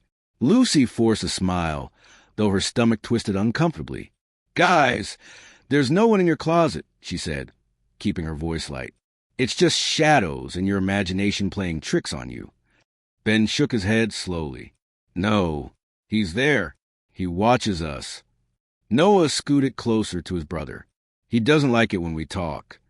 The wind picked up outside, making the house shudder. A sudden gust rattled the windows, and Lucy flinched despite herself. She inhaled deeply, trying to shake the unease curling in her chest. They were just kids. Kids had wild imaginations. Still, her eyes flickered back toward the dark hallway. The closet door was open only slightly, but something about the sliver of darkness beyond it made her skin prickle. It wasn't unusual for kids to be afraid of closets, but the way the boys sat stiffly, their wide eyes filled with genuine fear, it unsettled her. Lucy sighed and stood up. "All right," she said, stretching her arms. "Let's check it out. But once we see there's nothing there, you both have to go to bed." "Got it." The twins hesitated. Noah's fingers twitched against the fabric of his blanket. Ben swallowed hard, then nodded. Lucy reached for the flashlight on the coffee table and clicked it on. The bright beam cut through the dimly lit hallway, illuminating the wooden floorboards. The boys followed behind her, their footsteps nearly silent. Each step Lucy took made the floor creak beneath her weight. The sound echoed in the quiet house, making it feel as if something else was moving along with them. They reached the closet. Lucy hesitated, her fingers hovering over the doorknob. The metal felt cool, too cool, as if the air around it had dropped in temperature. She frowned. That was strange. The rest of the house was warm. She glanced down at the twins. Noah's breath was shallow, his hands clenched into small fists. Ben bit his lip, so hard it had turned white. Lucy inhaled deeply and tightened her grip on the doorknob. "All right, here we go." She swung the door open. The flashlight's beam cut through the darkness inside the closet. Empty. The space was small, lined with shelves holding old board games and shoeboxes. A few jackets hung limply from hooks, their fabric swaying slightly from the motion of the door opening. A pile of folded blankets sat in the corner.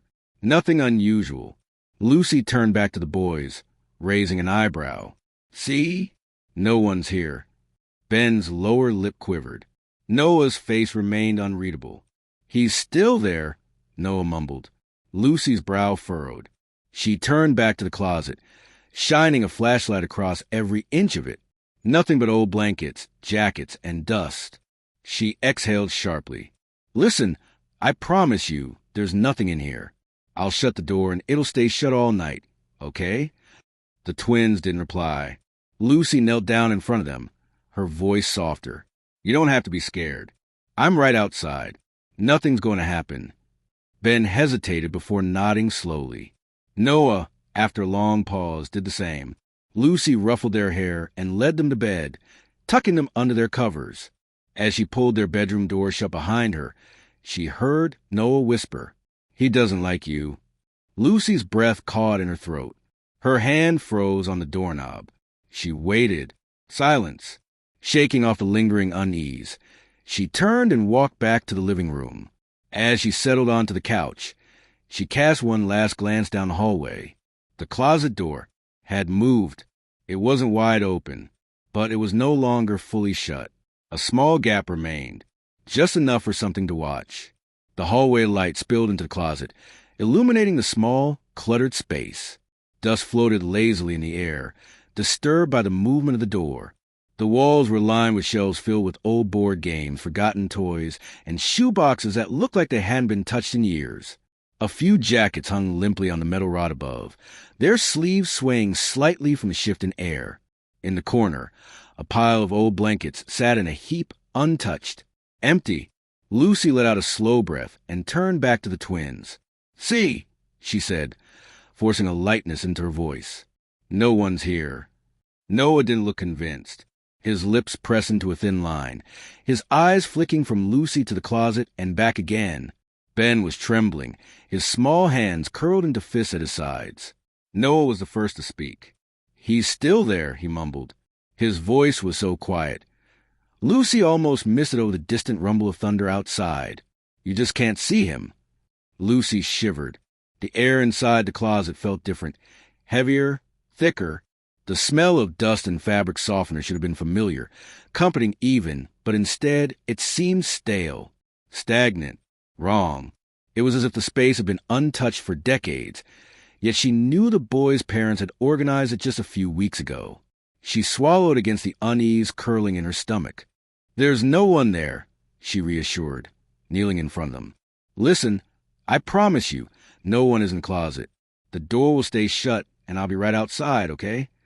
The twins didn't respond right away. Ben stole a nervous glance at Noah, who finally gave a slow, reluctant nod. Ben followed his brother's lead, though his hands remained clenched. Lucy sighed, ruffling their hair before guiding them to bed. She tucked them in, smoothing the blankets over their small frames, and kissed their foreheads. They still looked uneasy, but they didn't protest further. As she stood and stepped toward the door, her fingers wrapped around the knob to pull it shut. She heard it, a whisper, so soft, so faint, she almost convinced herself she had imagined it. "He doesn't like you." She froze, her breath caught in her throat, her fingers tightening around the doorknob. Noah was staring at her, his expression blank, his eyes too wide in the dim light.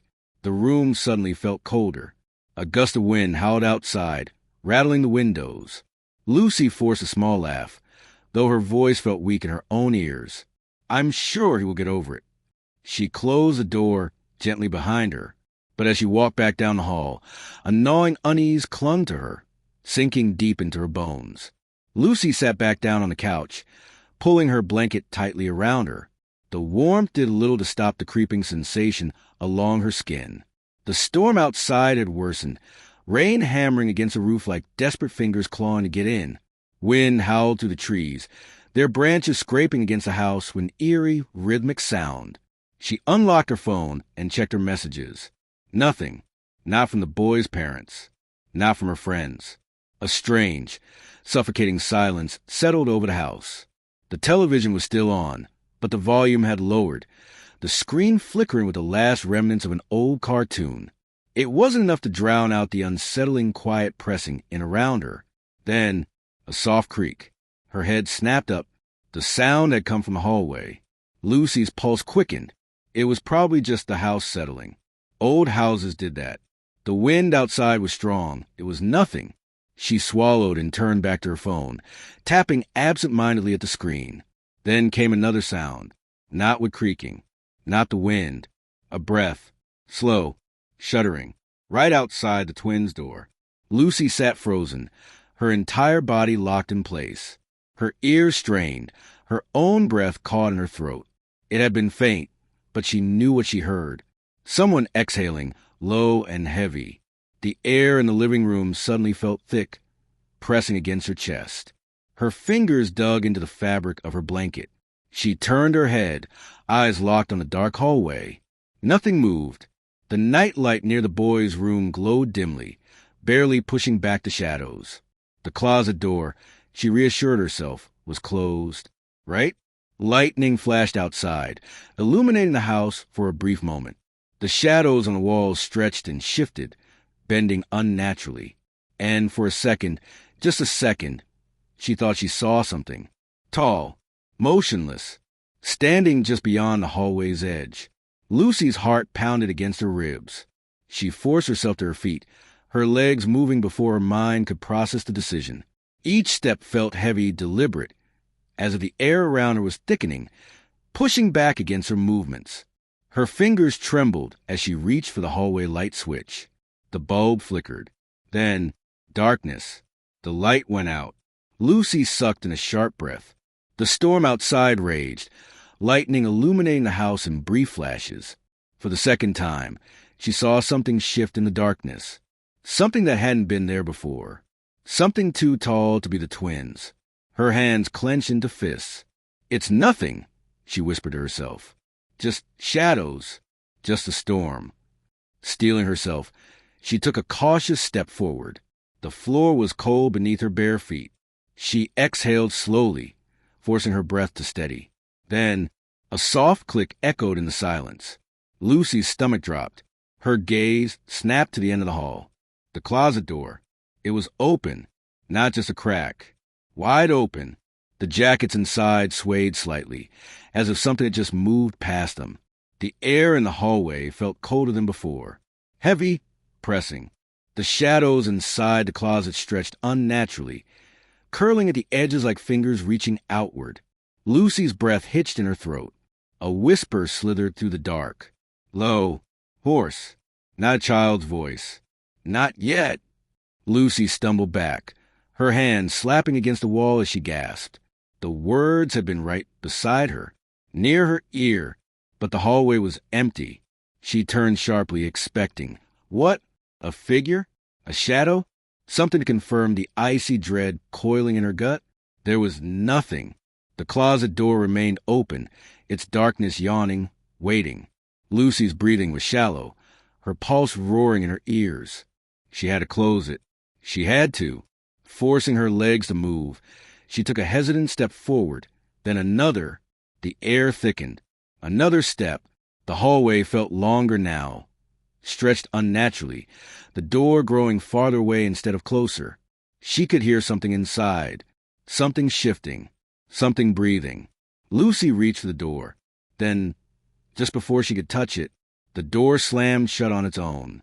A single whisper crawled through the air. A promise. A warning. Not yet. Lucy stumbled back, her pulse hammering in her ears. No, this wasn't real. She fumbled for her phone, the screen's glow weak against the darkness. Then a message popped up. Unknown number. Did you lock the doors? Her stomach dropped. Her fingers hovered over the keyboard. But before she could type a response, another sound came from behind her. The twins' door creaked open. A soft patter of footsteps. She turned. Noah and Ben stood there, wide-eyed, their small hands clutching each other. Lucy's voice wavered. What are you doing up? Noah trembled. He's mad. Ben whimpered. He's coming. A loud bang. The closet door slammed shut. Lucy grabbed the twins and ran. Her shaking hands fumbled with the front door lock, but it wouldn't budge. The house groaned. No, something inside it groaned. The air turned ice cold. A whisper curled through the room. Not yet. Then, footsteps. Heavy, slow, coming from the hallway. Lucy's breath hitched. The twins clung to her, their small bodies trembling. She turned and saw him. A tall, gaunt figure stood just beyond the glow of the streetlight. His face was wrong, stretched too thin, mouth curling too wide. His fingers twitched at his sides, long and bony, nails blackened. His eyes, there were no eyes, just pits of darkness. A slow, rattling breath left his lips. Then, in a voice that scraped against the walls, he whispered, "You shouldn't have looked." The lights flickered. The walls seemed to pulse, shifting, bending. The room closed in. Lucy gasped as the figure stepped forward. The twins sobbed against her, their small hands clawing at her arms. "Make him go away," Ben whimpered. Noah's voice was barely a whisper. "You can't." The thing in the dark smiled, and everything went black. Lucy's eyes shot open. Morning light streamed through the windows. The house was silent. The twins slept peacefully in their beds. Has it been a dream? She sat up, rubbing her face. Her body ached as if she had run miles. Her phone buzzed. A new message. Unknown number. "See you soon." Lucy's breath hitched. She turned toward the hallway. The closet door was open, and inside, a shadow waited. The sky, a bruised canvas of deep violet and molten gold, stretched endlessly over the quiet countryside. The last remnants of daylight clung to the horizon, casting long, eerie shadows through the dense forest that lined the narrow dirt road. A cool breeze whistled through the trees, rattling the dry leaves and carrying the faint scent of damp earth and pine.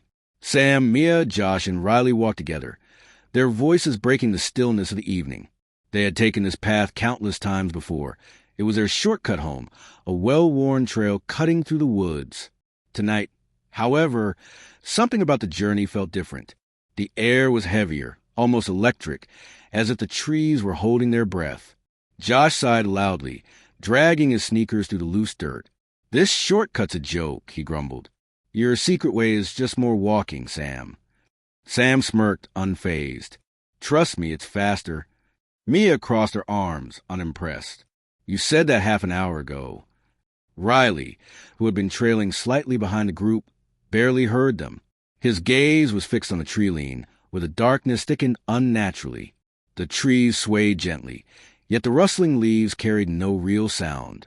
An unsettling quiet had settled over the woods, as if something unseen lurked just beyond their sight. Then he saw it. A tunnel. It stood a short distance away, nestled within the undergrowth, as though it had been waiting to be discovered. The entrance was wide, almost perfectly circular, framed by thick stone that looked ancient, weathered, and cracked by time. Vines crawled up its sides like veins, and the mouth of the tunnel gaped open, swallowing the dim light of dusk. Riley stopped in his tracks. "Guys!" The others turned, following his gaze. Mia's brow furrowed. "That wasn't here before." Josh scoffed, rolling his eyes. "Of course it was. We just never noticed." Sam took a slow step forward, his head tilting in curiosity.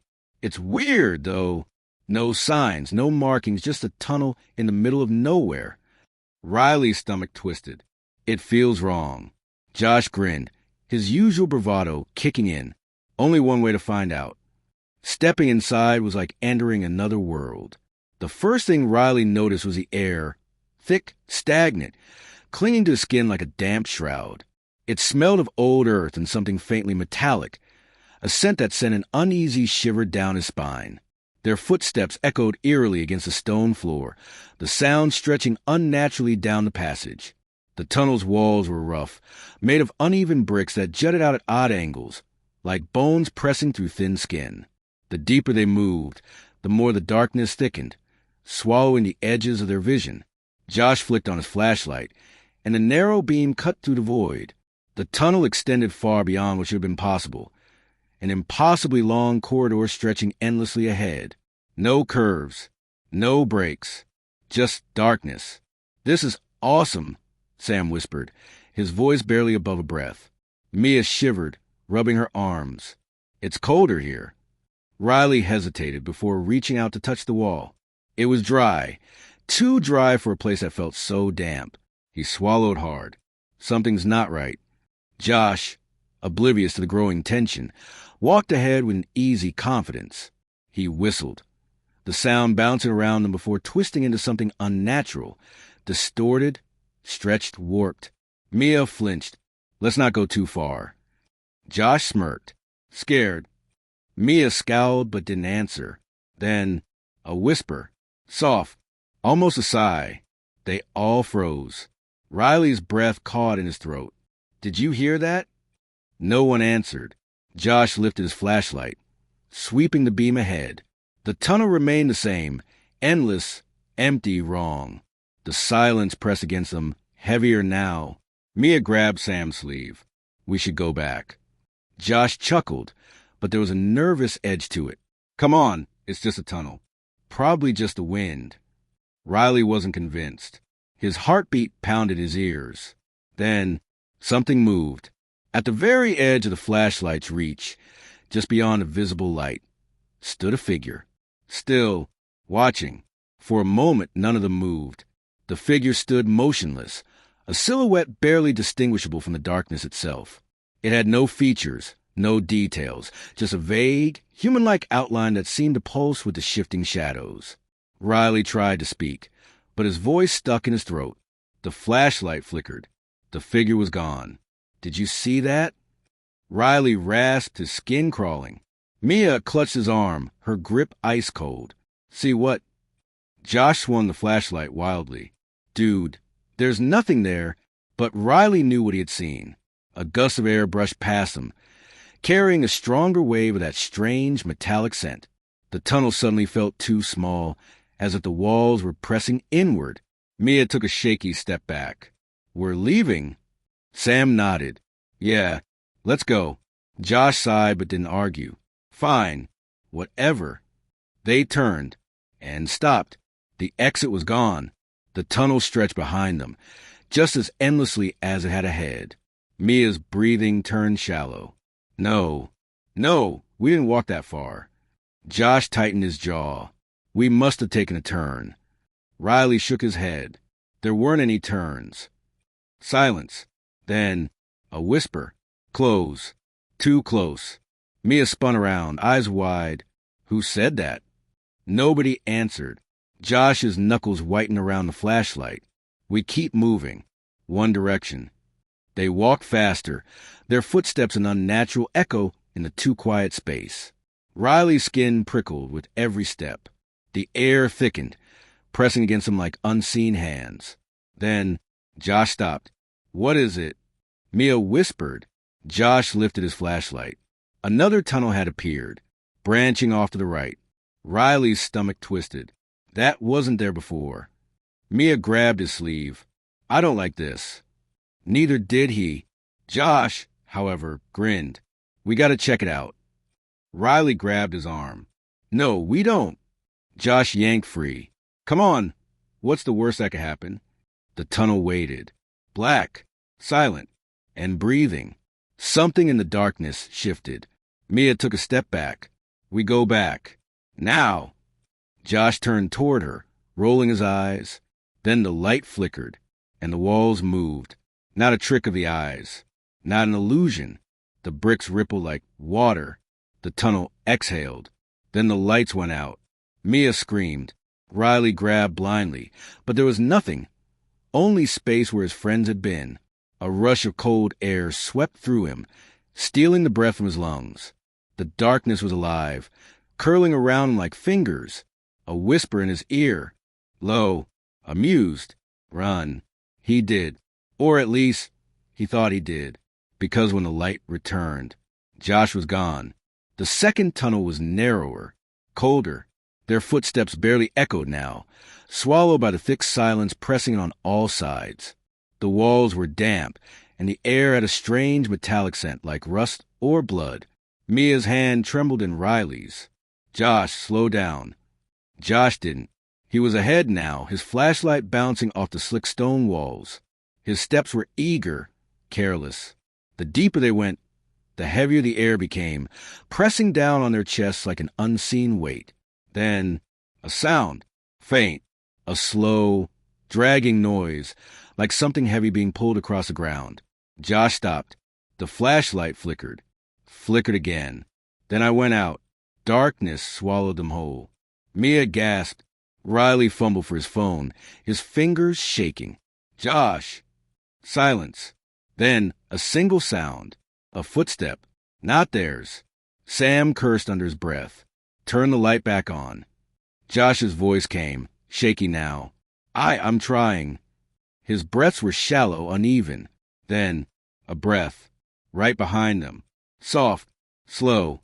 Mia screamed. Light flared back on. Josh was alone. Sam's voice cracked.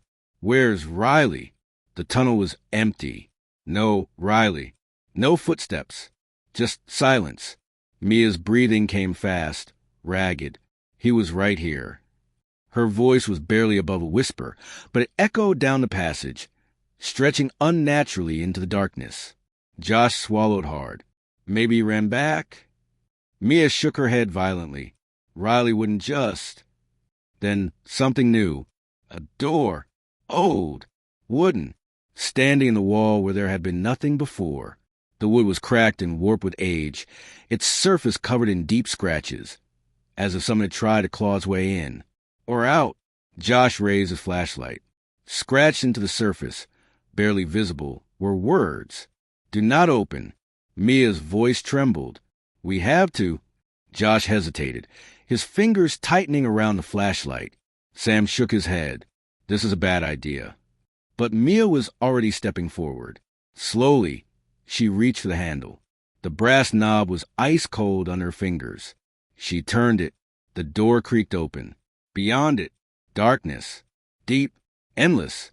A black void that seemed to pull at them, swallowing the dim glow of their flashlight. And then, a figure. Tall. Still. Watching. Riley.